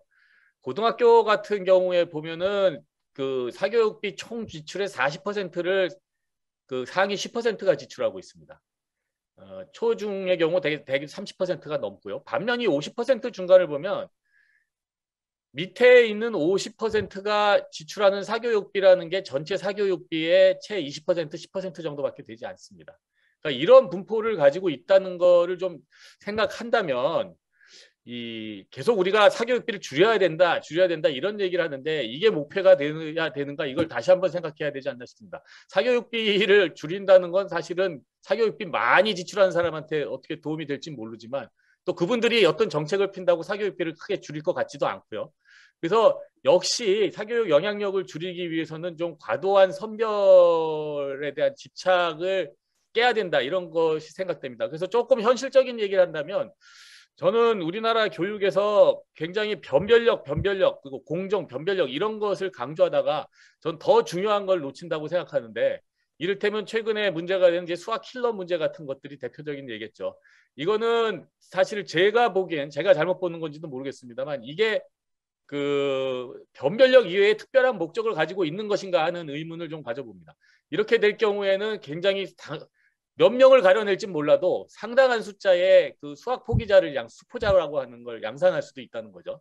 그러니까 우리가 시스템을 어떻게 짜느냐에 따라서 학생들을 끌어올릴 수도 있고 아니면 학생들을 다시 가라앉힐 수도 있다, 이런 생각을 좀 해야 될 것 같고요. 또 하나 이제 보면서 김삼 교수님 발표 보다가 이제 애리조나 주립대 사례 이제 포용적 교육 예를 들었는데, 거기에서 저는 애리조나 주립대 하나 굉장히 또 우리가 주목해야 될 것이 이제 입시 방식. 이게 물론 주된 입시 방식은 아닙니다만 애리조나 대학에서 어떤 방식이 있냐면 국적을 불문하고 이제 일단 수강료를 내면 수강이 가능합니다. 그리고 이수 가능하고 이제 10개 강의로 된 그 대학 지정 코스를 들어갔고 8개 이상 강의에서 C학점을 기록하면은 이제 그 받아주는 거죠, 입학을. 그러니까 굉장히 새로운 형태의 입시 제도인데 저는 그 사전적으로 뭐 이렇게 대학에 입학할 수 있냐 아니냐 이렇게 능력을 판단하는 것보다 오히려 대학 수업을 직접 들어보면서 이 학생을 평가하는 것이 훨씬 더 대학으로서는 낫지 않나 생각도 들거든요. 그래서 이렇게 훨씬 입시도 다양화될 수 있다는 거, 그 다음에 더 포용적이 될 수 있다는 거. 그러니까 우리 상상력을 계속 가두지 말고 학생들을 포용할 수 있는 방법들을 더 생각해 봐야 되지 않나 하는 말씀에서 이런 예도 한번 들어보겠습니다. 제일 인상 깊었던 거는 이제 그 AI인데요.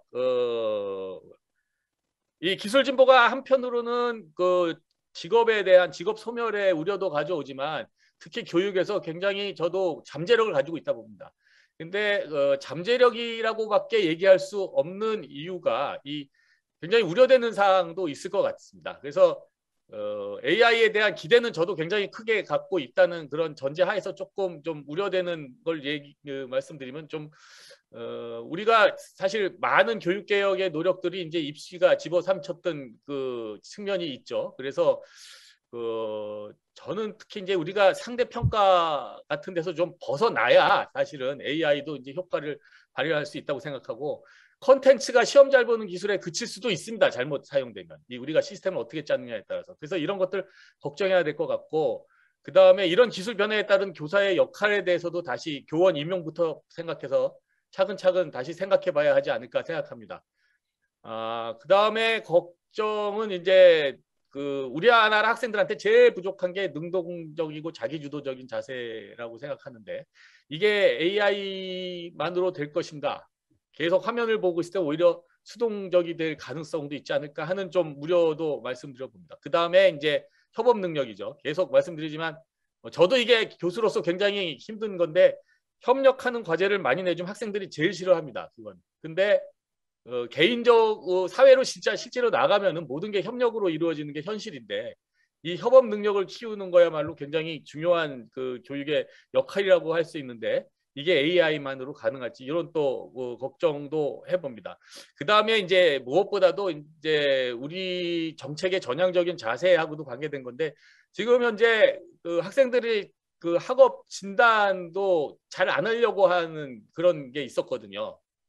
뭐 학력이 다는 아니지만 근데 이렇게 그 학력 진단이 부족한 상황에서 그 그러니까 AI가 살아날라 그러면 사실은 학생들의 그 개인 학습 데이터를 굉장히 많이 활용해야 되는데 이런 데이터를 잘 활용할 수 있는가 이런 면도 이제 생각을 해야 된다는 거고요. 어쨌든 AI가 어떤 역할을 하든지 간에 그 제일 중요한 건 저는 이제 유연성이라고 봅니다. 인재도 유연성을 갖추는 게 필요하고 따라서 그런 인재를 키워내려고 그러면 학사 운영이라는 것도 유연해야 되고 그래서 뭐 학년 간 학교 간 장벽을 허무는 이런 노력들이 많이 있어야 될 것 같고요.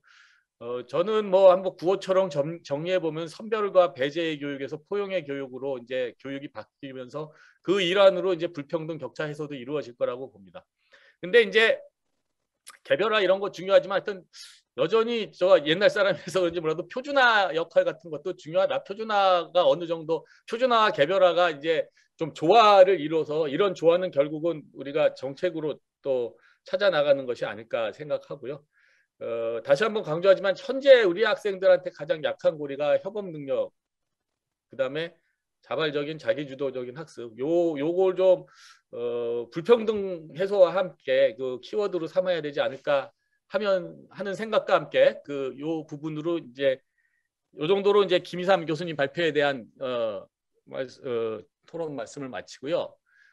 사실 하현석 교수님한테 제가 항상 뭐 여러 일을 하면서 많이 배워왔기 때문에 뭐 오늘도 뭐 배우는 입장이었고 특별히 말씀드릴 게 많지는 않은데 몇 가지 좀 키워드들을 뽑아봤습니다. 그러니까 이제 미래 인재상을 정의할 수 있느냐, 산업별 수요를 예측할 수 있느냐.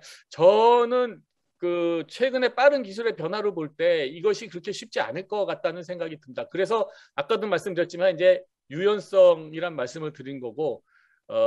산업 정책이란 게 이제 어떻게 정의하냐에 따라 다르지만 이제 과거에 취해진 거면 이 산업에 인원이 이만큼 부족하니까 여기를 이만큼 양성하겠다 이런 식의 이제 정책을 산업 정책이라고 한다면 그게 미래에는 작동하기가 아마도 힘들 것이다.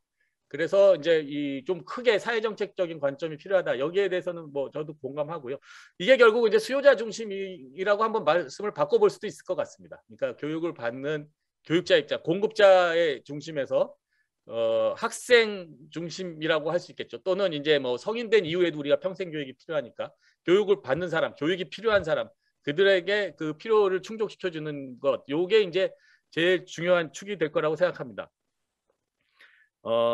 그리고 이제 또 하나 이제 동의할 수밖에 없는 말씀이 인재정책이란 것이 교육하고 노동, 복지 등 굉장히 여러 분야를 아우르는 것이고 이제 그게 사회정책의 그리고 인재정책이야말로 사회정책에 우리가 흔히 얘기하는 사회정책의 중요한 축이 돼야 된다. 예, 그 전제에 동의하기 때문에 이제 범부처의 연계 강화가 필요하다는 점에 이제 동의를 하는데요. 뭐 좀 자료를 뭐 많이 아시는 자료지만 그래도 한번 보여드리면, 그러니까 인재정책이 교육에 그치고 있을 때는 보이는 부작용이라 그럴까요? 그런 것이 좀 보인다는 말씀이죠. 그래서 연구자들께서 많이 아시지만 그래도 한번 보여드리고 싶은 게 이 가로축이 우리나라 학생들이 거둔 성적이고 세로축이 우리나라의 성인들이 거둔 같은 수리 역량의 점수입니다. 보시면 이제 이 0이라고 하는 요 두 축이 평균인데 우리나라는 여기 일본, 핀란드와 함께 가장 오른쪽에 있습니다. 즉 학생들의 점수가 높죠. 그러나 성인의 점수는 평균 약간 아래에 있습니다. 약 24개 나라가 봤는데요. 그러니까 이런 것들이 그 인재정책이라는 게 좀 뭐랄까요? 연령폭을 넓히지 못하고 이게 교육에서 그치게 될 때 어떤 문제가 생기냐 이런 것들을 보여줄 수 있는 사례가 아닐까 합니다. 그리고 그러자면은 좀 그러니까 우리나라가 이제 좀 그동안 너무 이제 시험 잘 보는데 좀 초점을 맞춘 게 아닌가 하는 그런 그 느낌을 주는 그런 결과가 아닐까 하고요. 저런 결과들이. 그 다음에 사실 또 그러려면은 노동시장이 중요하다. 역량을 제대로 평가할 수도 있어야 되고 그 역량의 보수도 주어져야 되는데 우리나라는 여기 보여드리진 않았습니다만 그 문제 해결 역량 같으면 사실 그 거의 음의 상관관계까지 나옵니다. 분석을 해보면. 그러니까 이 역량에 대한 보수가 제대로 이루어져야 또 역량이 축적도 될 것이다. 이런 말씀을 드리고요. 또 뭐 이것도 워낙 유명한 그림이지만 제가 회귀 분석을 하면서 이제 역량을 했는데 연령에 따라서 역량이 크게 약화되는 특히 문제 해결 역량이 크게 약화되는 대졸자의 경우입니다.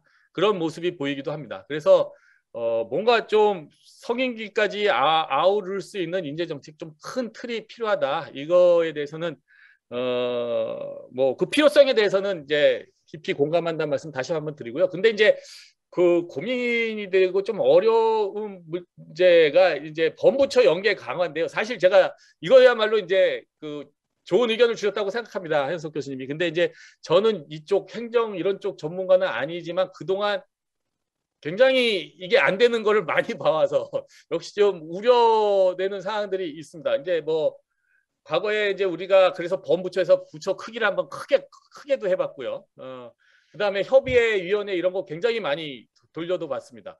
이런 것들이 이제 잘 작동하지 못했는데 이제 그런 거에 좀 왜 안 됐을까 이런 것들 잘 생각해 볼 필요가 있을 것 같고요. 여기는 너무 많이 지적되는 건데 부처 간 협력이 일단 저는 일단 당장에 이렇게 하자 그래서 체제를 바꿔서 될 일이 아니라 사례가 축적돼야 되는 것이 아닌가 하는 생각이 듭니다. 그래서 인재정책에서 좀 생각해 보면 그 한석 교수님 발제문에도 나옵니다만 일단 데이터가 공유된다는 전제가 필요할 것 같고요. 전 데이터조차 공유 안 되는 현장을 솔직히 말씀드리면 좀 많이 봤습니다. 부처 간에. 그래서 그 모든 부처가 데이터 공유된다는 전제하에서 여러 개의 부처가 붙으면은 일이 더 안 될 것 같으니까 일단 2개 부처가 어떤 미션을 가지고 작은 일부터 출발해 주는 게 어떨까 이런 생각이 듭니다. 그래서 뭐 교육과 직업 훈련의 통합 같은 과제가 좀 꽤 있을 것 같고요. 예컨대 뭐 복지와 노동의 중간 영역 데이터를 우리가 많이 들여다볼 필요가 있을 것 같습니다. 뭐 이런 식으로 그 데이터를 기반으로 하면서 두 부처가 연계할 수 있는 사업들을 발굴해서 이런 걸 추진하면서 좀 뭐라 그럴까요? 협력의 경험을 축적하는 노력이 필요하지 않을까 하는 생각을 좀 해봤습니다. 이제 뭐 말씀을 맺어야 하는데요. 저는 어쨌든 교육, 노동, 복지가 이제 대체로 인재 정책하고 연관이 돼 있다고 생각하는데 한 부분이 변해갖고 다른 부분을 이끌 수는 없을 것 같습니다. 이게 동시에 같이 이루어져야 되는 것 같고 개인적인 생각입니다만 저는 지금 우리가 보는 교육의 현실이 교육제도보다는 오히려 노동시장이나 복지제도를 훨씬 더 반영하고 있는 게 아닌가 이런 생각도 해봅니다. 마지막으로 말씀드린 거는 이제 나중에 가면 결국 문화라는 건데요. 지금 뭐 여러 가지 문제들이 지적되고 있죠. 지나치게 경직된 노동시장 환경, 뭐 상명하달식 직장 문화, 저녁이 없는 삶 이런 것들이 다 뭐 역량, 창의력 이런 데 영향을 줄 거라는 생각이 들고요. 사실은 뭐 산업 수요 이런 얘기 많이 나옵니다만 이게 우리나라가 직업 교육이 열등한 거라는 이 뿌리 깊은 의식부터 좀 던질 필요가 있다. 이거 생각합니다. 그다음에 제가 항상 대학 입시 발표할 때마다 안타깝게 보는 게 서울대에 들어간 학생 수로 고등학교를 줄 세우고 이런 우리의 인식이 진정한 교육을 어떻게 보면 가로막는 거다 이런 생각도 하게 되고요. 그래서 어쨌든 교육에서는 선별과 배제에서 격려하고 포용으로 나갔으면 합니다. 그게 좀 정책의 핵심이 됐으면 한다는 말씀으로 제 발표 마치겠습니다. 감사합니다. 발표 토론이었습니다. 네. 예, 김진영 교수님 감사합니다. 그 발표에 준하는 토론이었던 것 같습니다. 그 다음으로는 한국직업력연구원의 류기락 본부장님 부탁드리겠습니다. 예, 안녕하세요. 한국직업능력연구원 유기락입니다. 앞에서 워낙 그 발제 내용에 대해서 포괄적인 토론을 해주셔서 제가 이렇게 많이 드릴 말씀은 없는 것 같습니다. 그리고 저는 그 두 번째 발표에 대한 토론을 부탁을 받았는데 첫 번째 발표에서도 한 가지만 말씀을 드리고 싶습니다. 한석 교수님 워낙 이쪽 관련 분야의 작업 많이 하시고 최근에도 정부 부처 간의 이제 협업 조정 문제에 관여하고 계신 걸로 알고 있습니다.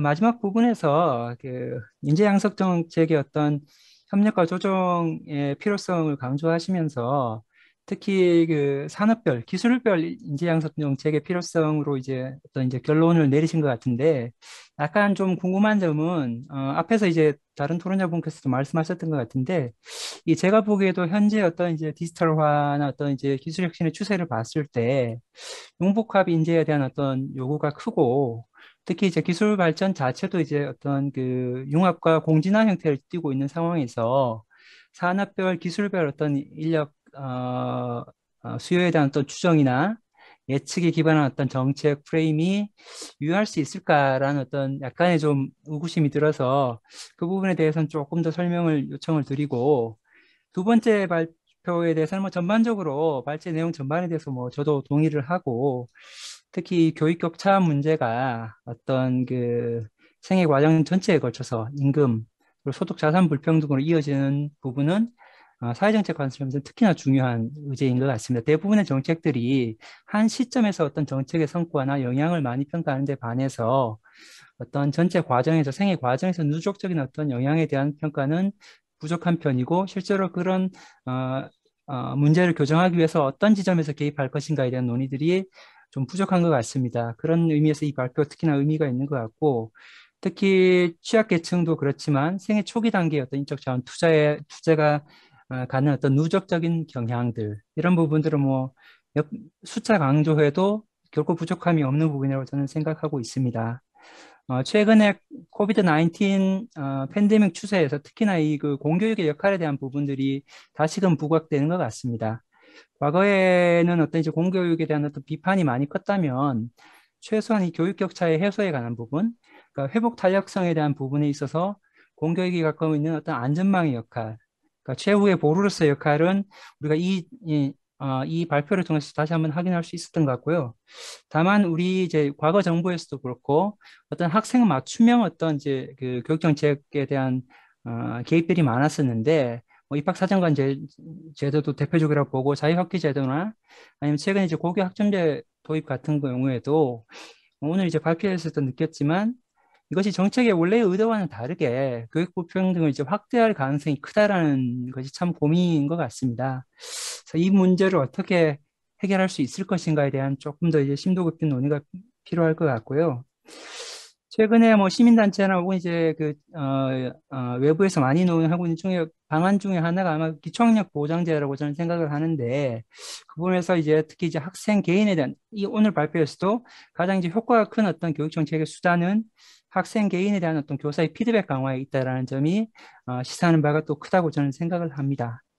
그리고 뒷부분에서 이 AI 기반의 어떤 이제 교육수법의 효과에 대한 논의를 하셨는데 굉장히 흥미로운 어떤 발견이고 의미 있는 이제 주장인데 앞에서 중간에 이제 발제문 가운데서 그러니까 그러니까 교사 1인당 이제 학생비를 그러니까 줄이는 것이 다른 어떤 정책 수단에 비해서 교육의 효과가 크다고 했는데 이것과 약간 좀 상충되는 면이 있는 것 같습니다. 이 AI 기반 교육이 제가 보기에는 어떤 교사의 역할 중에서 인지 부분에 대한 개입을 아마 이제 상당히 줄이지 않을까. 예컨대 이제 디지털 전환이 어떤 이제 직무 변화를 이끌어내는가에 관한 논의와 연결시켜 보더라도 교사의 어떤 직무 가운데서 인지적인 어떤 개입의 여지는 줄이는 반면에 예컨대 뭐 이제 학생과의 교감이라든지 정서적인 어떤 이제 사회적인 어떤 스킬에 대한 부분은 여전히 아마 유효하게 남아 있을 것 같다라는 생각이 들고 그런 의미에서 어떤 이제 교사의 어떤 역할, 개입, 그리고 AI와 어떤 AI 교육과 교사의 어떤 역할 간의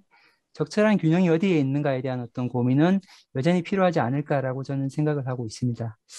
그리고 이제 마지막으로 저는 이제 주로 이제 노동시장 불평등에 관한 연구에 많이 주력을 하고 있고 우리나라의 어떤 이제 교육 문제도 결국 이제 노동시장 문제가 빼놓고 얘기할 수밖에 없는데 앞서 뭐 다른 분들도 좀 얘기하신 것 같은데 피학에서도 우리가 이제 전공 미스매치의 어떤 수준은 상대적으로 높지만 그것이 이제 과연 큰 이제 부정적인 영향을 주는가에 대해서는 좀 여전히 논란이 있는 것 같고 오히려 중요한 것은 이 그 교육과 노동시장의 연계에 관한 제도가 얼마나 갖춰져 있는가 이것은 뭐 자격제도일 수도 있고 혹은 이제 어떤 그 자유시장 경제에서 얘기하는 흔히 이제 이렇게 임금의 결정에 관한 것이 어떤 기업 단위에서 결정되느냐 아니면 어떤 이제 초기업 단위에서 어떤 교섭이라든지 어떤 다른 제도에 의해서 결정되느냐 하는 이런 이제 그 교육과 노동시장의 연계에 관한 문제가 결국은 귀결이 된다고 보고 있고요.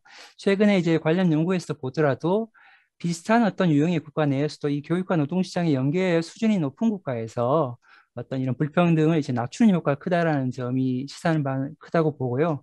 우리도 결국은 이 교육 격차 문제가 결국 노동시장의 구조 문제와도 결국은 연결되어서 논의가 되어야 되지 않을까 하면서 토론을 마치겠습니다. 감사합니다.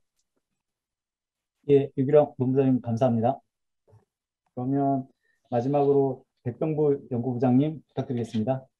네, 반갑습니다. 경기도 교육연구원 백병부라고 합니다.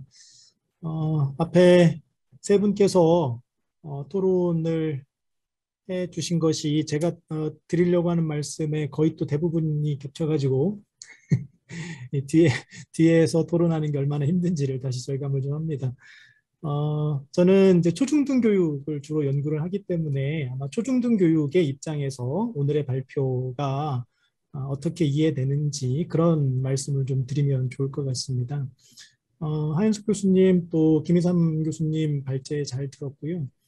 특히 이제 하현석 교수님 말씀하셨던 것처럼 그 산업정책이 아니라 사회정책으로 인재정책을 바라봐야 된다. 이게 아마 가장 중요한 메시지로 저는 그렇게 받았습니다.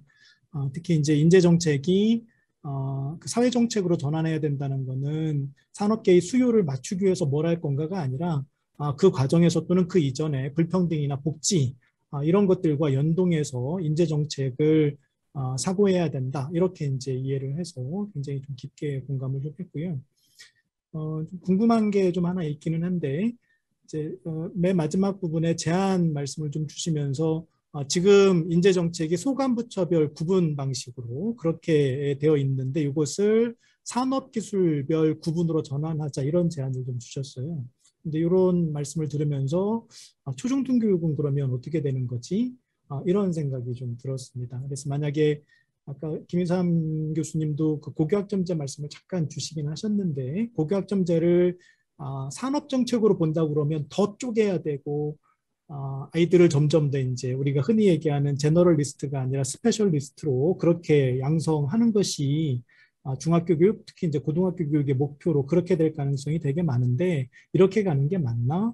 이렇게 간다는 게 어쩌면 하현석 교수님 말씀하셨던 그 트랜스퍼러블한 역량 측면에서는 오히려 역행하는 게 아닌가 이런 생각이 좀 들었습니다. 그래서 전반적으로 이제 소관부처별 칸막이를 허물고 산업 기술별로 통합해서 접근해야 된다는 것에는 동의가 되는데 그럼에도 불구하고 초중등 교육은 그러면 어떻게 해야 될까? 이 말씀을 좀 추가로 듣고 싶습니다.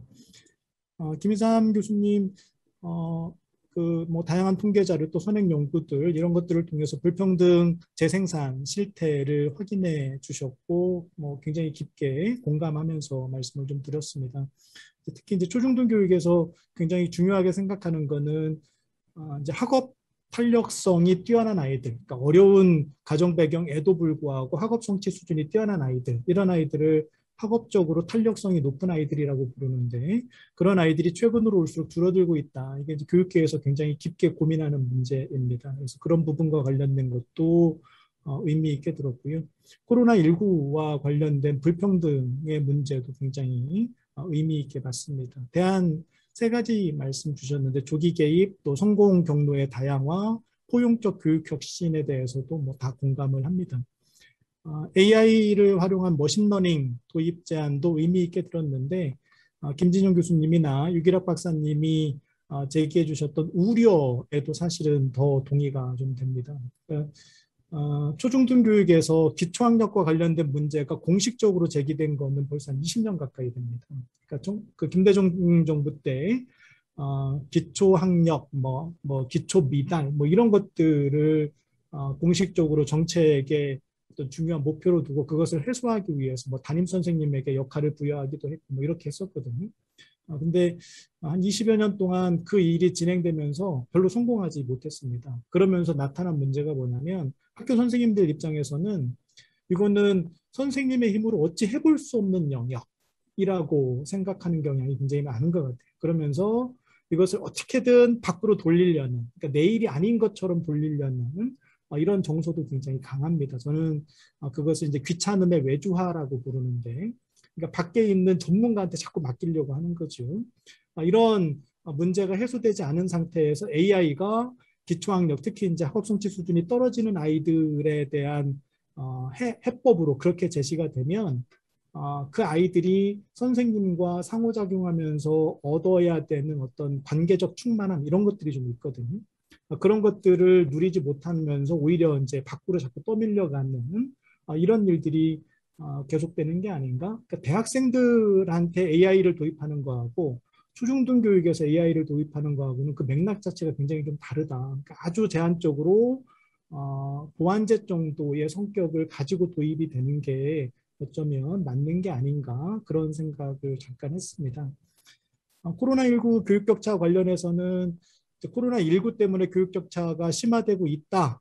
그러니까 더 심해진 거죠. 원래 코로나 이전에도 교육격차가 있었으니까 코로나 때문에 더 심해진 거는 틀림이 없는데 그 원인에 대한 진단을 저는 학교 말고는 기댈 데가 없는 아이들이 무방비 상태에 노출됐다. 그게 이제 첫 번째인 것 같고요. 그 말씀은 이제 김희삼 교수님께서 또 말씀을 좀 주셨는데 또 하나는 학교를 다녔다면 경험했을 어떤 것이 경험되지 않았다. 그게 뭐냐면 같이 어울려서 배우고 모자라는 부분에 대해서 선생님으로부터 따로 추가적인 피드백을 받는 것. 이게 이제 학교를 다녔을 때 기초학력이 떨어지는 아이들이 받는 그런 일들이었거든요. 그러니까 모두학습이나 이런 것들을 통해서 아이들끼리 어울려 배울 때 학업 성취 수준이 낮은 아이들의 성취 향상률이 더 높은 걸로 되어 있습니다. 근데 그런 경험이 코로나 상황에서 제공되지 않다 보니까 격차, 불평등 문제가 더 심화된 게 아닌가. 또 추가적으로 선생님에게 받아야 되는 피드백 이런 것들이 충분히 제공되지 않아서 그런 게 아닌가. 이런 말씀을 하나 좀 더 드리고 싶고요. 기초학력 전수조사했다가 표본조사로 바꾸니까 기초학력 미달이 더 늘어난다. 저는 정말 꼭 그런 거 같지는 않습니다. 그 상황 자체가 기초학력이 늘어날 수 있는 상황이었지 방식이 바뀌어서 이렇게 된 것 같지는 않고요. 물론 방식이 바뀌면 학교에서는 모든 학교가 보는 시험이라고 할 때랑 우리 학교만 보는 시험이라고 할 때랑 그 시험에 부여하는 의미가 선생님도 그렇고 아이들도 그렇고 굉장히 다릅니다. 그러니까 기초미달 같은 경우는 한 20점, 30점 정도만 맞으면 기초미달 아니거든요. 그러니까 성의 있게 1번만 찍어도 사실은 기초미달이 아니에요. 근데 성의 있게 1번도 안 찍는 애들이 많아진 겁니다.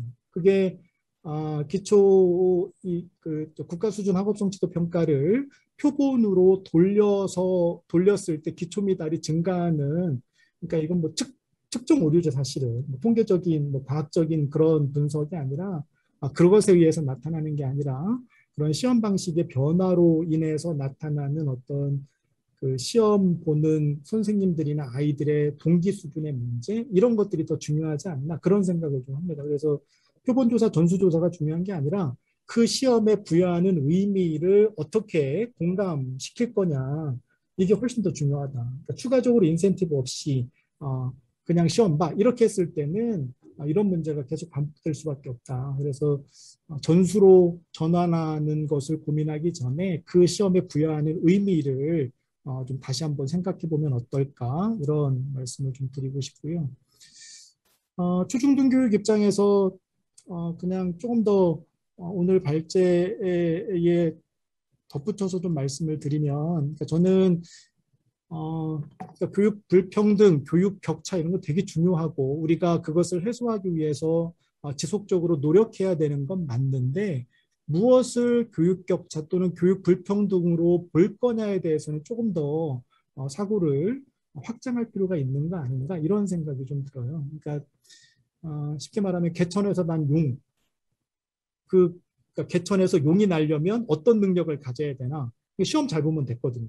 그러니까 우리가 교육 격차나 교육 불평등을 얘기할 때 시험으로 측정 가능한 역량, 점수, 이런 것들을 중심으로 그동안 계속 논의해왔던 것이 어쩌면 교육 격차 불평등이 해소되어야 된다고 얘기하면서 오히려 교육 격차나 교육 불평등을 한 줄로 세우는 어떤 일정한 그 기준에 의해서 계속 정당화해온 게 아닌가, 이런 생각이 좀 드는 거죠. 그래서 교육 격차나 교육 불평등이나 이렇게 얘기할 때 그러니까 우리가 흔히 얘기하는 전통적인 학업 성취를 능력으로 동치시킨 상태에서 능력주의에 따른 분배를 정당화하는 뭐 그런 일을 우리가 하고 있는 건 아닌가, 이런 생각을 좀 깊게 했으면 하는 생각이고요. 코로나 상황 속에서 우리가 학교가 문을 닫으면 어떤 일이 일어나는지를 여실히 느꼈는데, 그게 학교 밖에서도 여전히 차별이나 혐오나 뭐 이런 것들이 훨씬 더 좀 다른 방식으로 아이들 사이에서 일어난다는 거예요. 그리고 우리가 학업 성취를 계속 강조하면 할수록 그런 차별이나 혐오나 이런 것들에 대해서 둔감해진다는 거죠. 쉽게 말하면 그런 거죠. 지금도 어떤 고등학교에서는 성적에 따라서 자습반을 달리 운영하는 학교들이 꽤 많습니다. 그러니까 쉽게 말하면 스카이반 자습실이 따로 있고 그렇지 않은 아이들이 공부하는 자습실이 따로 있고 그렇습니다. 근데 그 학교에서 별다른 문제 제기를 하지 않습니다. 그러니까 그것을 차별이라고 생각하지 않는 거죠. 능력에 따라서 응당 그렇게 대우를 받는 것이 정당하다고 생각하는 거지, 이것이 차별의 문제로 그렇게 생각하지 않는다는 거죠. 그래서 교육 격차나 불평등 되게 중요한데, 그것을 계속해서 성적을 가지고 이야기하면 그 밖의 것들, 그 밖에 더 중요한, 아이들이 일상적으로 경험할 수 있는 더 중요한 차별에 대해서 오히려 둔감해지는 거 아닌가, 이런 생각을 좀 합니다. 그래서 교육 격차나 불평등을 얘기할 때 차별의 문제, 혐오의 문제, 또 관계의 문제, 뭐 이런 것까지를 포함해서 오히려 또 그런 것이 더 중요하게 그렇게 좀 얘기가 되면 어떨까, 이런 생각을 좀 하고요.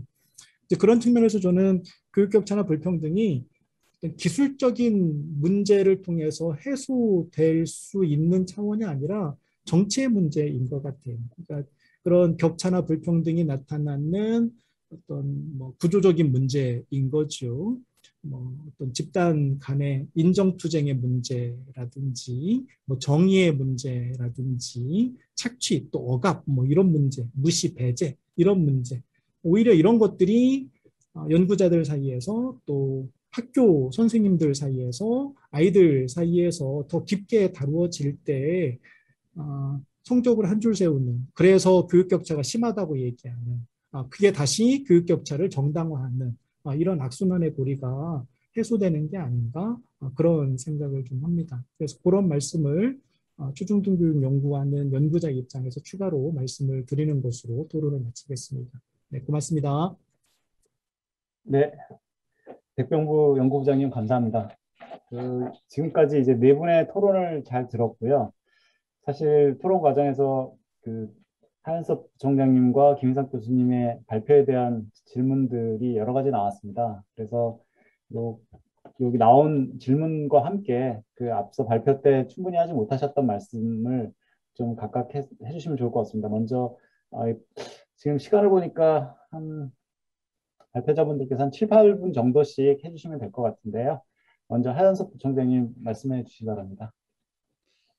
예, 부족한 발제문에 대해서 아주 훌륭한 토론을 해주셔서 감사를 드리고요. 토론해 주신 순서 거꾸로 거슬러 올라가겠습니다. 먼저 백병부 연구부장님께서 산업별, 기술별로 전환했을 때 초중등 교육을 어떻게 할 거냐라는 말씀을 주셨는데요. 사실 이 문제 때문에 제 발제문을 보시면 인재정책의 범위를 하면서 대학하고 직업교육부터 이야기를 하고 있습니다. 그래서 저희 의도적으로 초중등 교육은 제외를 시켜놓고 있는데요. 그 이유는 뭐냐면 이게 중요하지 않아서가 아니라 엄청나게 중요하고 기초교육의 영역이기 때문에 이게 기술의 변화에 따라서 초중등 교육이 변화하는 게 아니라 어떻게 보면 기초교육으로서 그 자체로서 소중하기 때문에 이거는 기술 변화하고는 무관하게 기초교육에 집중해야 된다. 그래서 현재 상황을 유지해야 된다는 의미를 담고 있어서요. 그냥 이 부분은 이렇게 저희가 그냥 그래서 너무 중요하기 때문에 연구 범위에서 제외시켰다. 이렇게 이해를 해주시기 바랍니다. 두 번째 이제 유기락 본부장님도 산업별, 기술별로 이제 전환하는 데 대해서 이제 말씀을 주셨는데, 그래서 이제 융복합 인재라든지 융합과 공진화하는 이 문제를 어떻게 처리할 거냐 하는 건데요. 사실은 바로 이 문제 때문에 저희가 이제 산업별, 기술별로 좀 전환해야 될 필요가 있지 않나라고 이제 말씀을 드린 겁니다. 그래서 어떻게 보면 사실은 우리나라뿐만 아니라 거의 모든 나라의 부처의 경계가 어찌 보면 20세기 초반의 기술, 20세기 초반의 제도를 다 반영하고 있거든요. 대학의 전공의 분할도 다 이런 20세기 초중반의 사회제도를 반영하고 있어서 현재 융복합 시대를 전혀 이제 반영하지 못하고 있다는 문제의식을 반영을 하고 있습니다. 하나의 예를 들면 바이오 헬스 분야를 말씀을 드리면요. 여기 관련된 연구와 교육을 학문 분야별로 보게 되면 의과학 분야 들어오고요. 약학 들어오고 생명 시스템 쪽 들어오고 공학 쪽이 들어옵니다. 이게 이제 주간 부처를 구분을 해봐도 보건복지부 관할 영역이고 과기부가 들어오고요. 산업부 당연히 들어오고 대학에 관련되면 교육부가 들어옵니다. 그래서 이거를 부처별로 분할을 시키게 되면 협업이나 조정을 전혀 기대할 수가 없습니다. 그래서 사실은 이런 최근에 4차 산업혁명하고 관련해서 인재 수요가 폭발적으로 늘고 있는 쪽에 협업과 조정을 위해서도 산업별, 기술별로 앞으로 업무를 조정해 나갈 필요가 있지 않나라는 그런 말씀을 드렸던 겁니다. 그래서 아마 저희 생각할 때 특히 융복합 인재 쪽으로는 이런 이제 수요가 훨씬 더 앞으로 증가하겠다라는 그런 생각을 했습니다. 김준영 교수님 말씀 주신 대로 어떻게 보면 미래 예측이라는 게 대단히 어렵기 때문에 앞으로 인재 양성 시스템의 유연성을 어떻게 확보할 건지 하는 게 앞으로 이제 대단히 중요하다라는 생각이 들고요. 특히 이제 말씀하신 대로 여러 부처가 협업하기보다는 일단 두 개 부처가 협력하는 그런 형태가 앞으로 더 필요하지 않겠는가. 그런 말씀 주셨는데 제가 알기에 내년도 교육부 예산에도 이런 두 부처의 협업을 위해서 협업 예산이라는 걸 한 500억 정도 새롭게 마련하고 있는 걸로 알고 있고요. 뭐 이런 걸 시작으로 해서 앞으로 부처 간 협업이 더 제대로 이루어지지 않겠나 이렇게 생각을 하고요. 굉장히 좋은 말씀 주셨는데 우리나라 교육의 현실이라는 게 교육제도보다는 노동시장하고 복지제도를 훨씬 더 많이 반영하고 있다는 데에서는 아주 전적으로 동의를 합니다. 김항 단장님께서 몇 가지 질문을 주셨는데요. 제 발제문 이제 보시고는 토론문 작성하실 때보다는 오해가 많이 풀렸다라고 말씀 주셔서 이 감사한 마음을 가지면서도 다른 이제 참여자들을 위해서 말씀을 드리면 말씀하신 대로 산업정책하고 사회정책으로서의 인재정책은 경쟁적인 관계에 있는 게 아니라 보완적인 관계에 있다. 이거는 다시 한번 강조를 드리고 싶고요. 그 다음에 이제 수요자하고 공급자, 이게 이제 다른 말로 말씀드리면 학생과 성인 학습자를 한 축으로 놓고 다른 한 축을 기업과 산업으로 놓고 본다면 기존에는 기업과 산업의 단기적 이해관계를 위해서 인재정책을 펼쳐왔다면 앞으로는 학생과 성인 학습자를 중심에 놓은 그런 인재정책으로 전환할 필요가 있다라는 이제 말씀을 드리고 싶고요.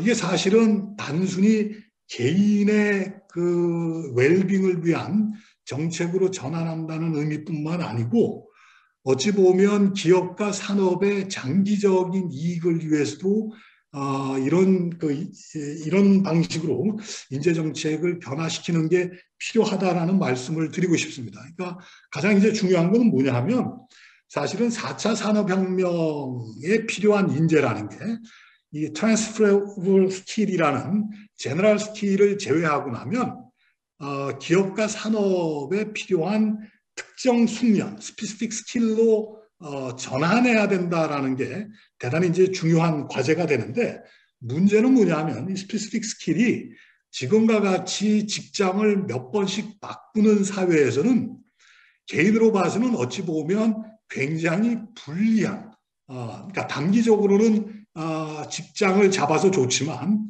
뭐 10년 이상 가기 힘든 이런 이제 문제가 발생할 수가 있기 때문에 이 평생의 고용 가능성을 확보해 주지 않으면 그리고 복지제도하고 불평등을 해소할 수 있는 정책이 뒷받침이 되지 않으면 스페시픽 스킬로 넘어가기가 대단히 쉽지가 않다라는 그리고 우리가 항상 이제 어떻게 보면 모범 사례로서 이야기하는 스웨덴이나 스위스, 독일의 어떻게 보면 스페시픽 스킬로 이제 강조하는 그 나라들이 사실은 밑바탕에 두고 있는 게 잘 발달된 복지제도, 그 다음에 불평등을 해소할 수 있는 정책들이 밑받침이 돼 있기 때문에 그 나라들이 4차 산업혁명 시대에도 굉장히 빠르게 산업과 인재정책의 전환을 갖고 올 수 있는 거기 때문에 우리도 어떻게 보면 기업과 산업의 장기적인 발전을 위해서도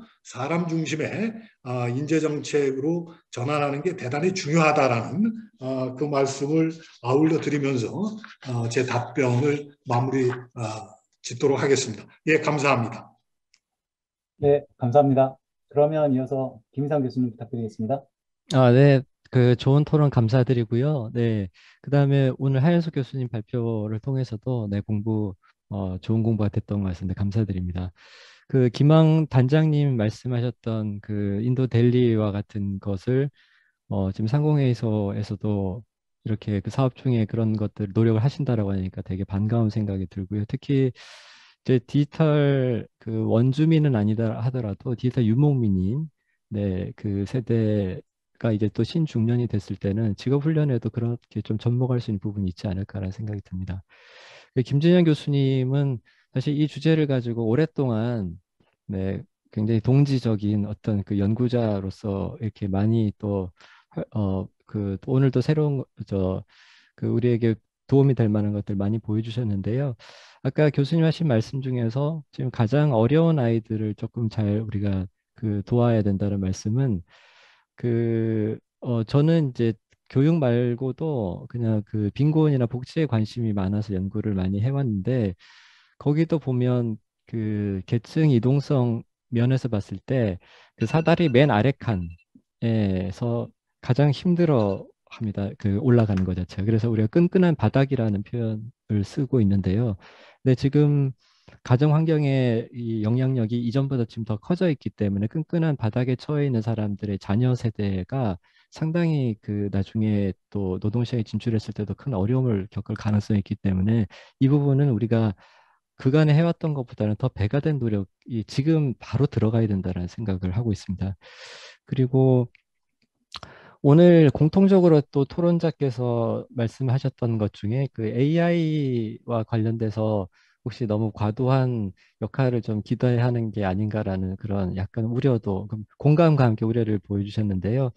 사실 그 제가 원래 어 뭐 격차 해소라든지 이런 걸 위해서 그 제시해온 세 가지 방향성 중에서 마지막 방향이 포용적인 교육 혁신이 아니라 사회적 배제 방지입니다. 근데 사회적 배제 방지를 위해서 기초학년 미달은 어떻게 하며, 그다음에 아까 백병국 박사님께서 이야기하셨던 여러 가지 또 혐오나 차별, 뭐 관계적인 측면들, 이런 부분에 대한 것들도 제가 고민을 많이 했었는데요. 오늘 그 발제문이 사실 20분 발표에 한 50장 정도의 슬라이드도 넘친다라는 생각으로 좀 포커스를 맞춘 게, 새로운 내용을 소개하자는 목적으로 AI를 좀 중심으로 소개를 했는데, 저는 사실 과기원에 있어서 AI와 관련된 편향이 생긴 것은 전혀 아니고요. 사실 제가 지향하는 수업은 매우 관계적인 수업입니다. 그래서 저는 원탁에서만 수업을 하고 있고, 아까 김준현 교수님이 이야기하셨던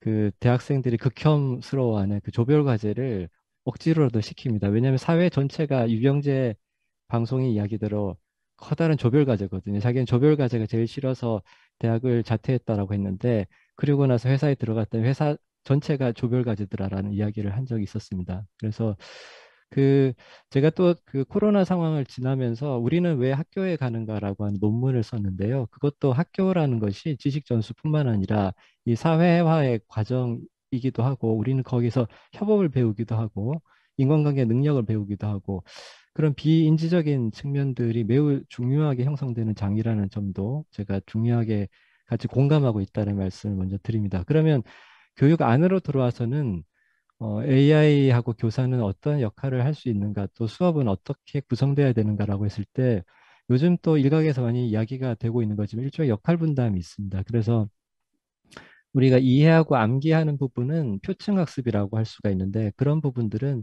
기초가 많이 부족한 아이들은 AI를 좀 기반으로 학습 분석 같은 걸 해주면서 아이들의 학습 경로가 다른 과목 공부할 때도 저장되도록 하고, 사실 그거를 좀 진단해주고 모니터링에 활용하는 교원의 정성이라는 것이 물론 그때도 필요할 것이고요. 그리고 수업 시간에 모여서는 이제 기본적으로 우리가 기본적인 개념들을 다 익혀온 아이들이 정말로 상호작용이 풍부한 수업을 해야 됩니다. 그래서 그게 이제 심층학습이 일어나는 것이고, 나중에 그 분석하고 또 이렇게 평가하고 이 창조까지 해내는 그런 그 상위의 어떤 모델들이 들어가는, 그래서 교사는 역할도 바뀌겠죠. 그래서 저는 아까 하현석 교수님 말씀 중에서 4차 산업혁명으로 무슨 40%의 일자리 없어지는 것이 아니라, 없어지는 일자리도 일부 있겠지만은 기존의 직군들도 하는 업무의 이 내용들이 많이 달라질 것이다라는 말씀은, 그건 교사에게도 마찬가지일 거라는 생각이 드는데요. 그래서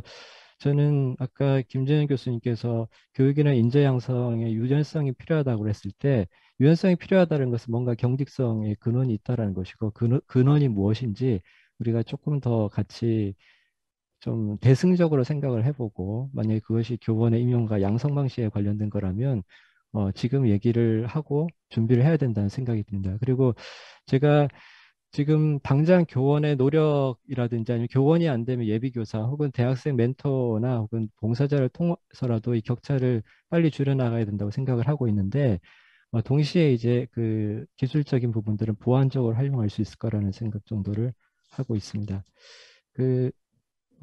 그리고 오늘 나왔던 이야기 중 인재와 관련돼서 제가 한 말씀만 이렇게 드리자면, 네, 스페셜리스트, 제너럴리스트 이런 그 구도가 있긴 한데요. 근데 제가 그 국가과학기술 자문회의 미래인재 특별위원회 그에 참여를 하면서 최근에 그 이야기를 그 기업 관계자들 들어와 있는 가운데서 했었는데 그때 그런 이야기들을 기업 관계자들이 이구동성으로 했었습니다. 그 자기들이 필요로 하는 인재는 T자형 인재인데, 그러니까 I자형 인재가 일종의 스페셜리스트라고 하면 이제 T자형 인재라는 것은 기본적으로 다른 것들도 알아서 이 협업의 접점들이 있고, 그 다음에 베이스가 되어 있는 그런 인재를 말해요. 그러니까 제널리스트의 기반을 가지고 그다음에 자기의 어떤 그 역량과 뭐 소질과 적성이 그 닿는 쪽으로 조금 심화를 시켜나간 그런 인재를 원하는데 참 찾기가 어려워가지고 가령 네이버의 상무부는 그런 이야기를 하시더라고요.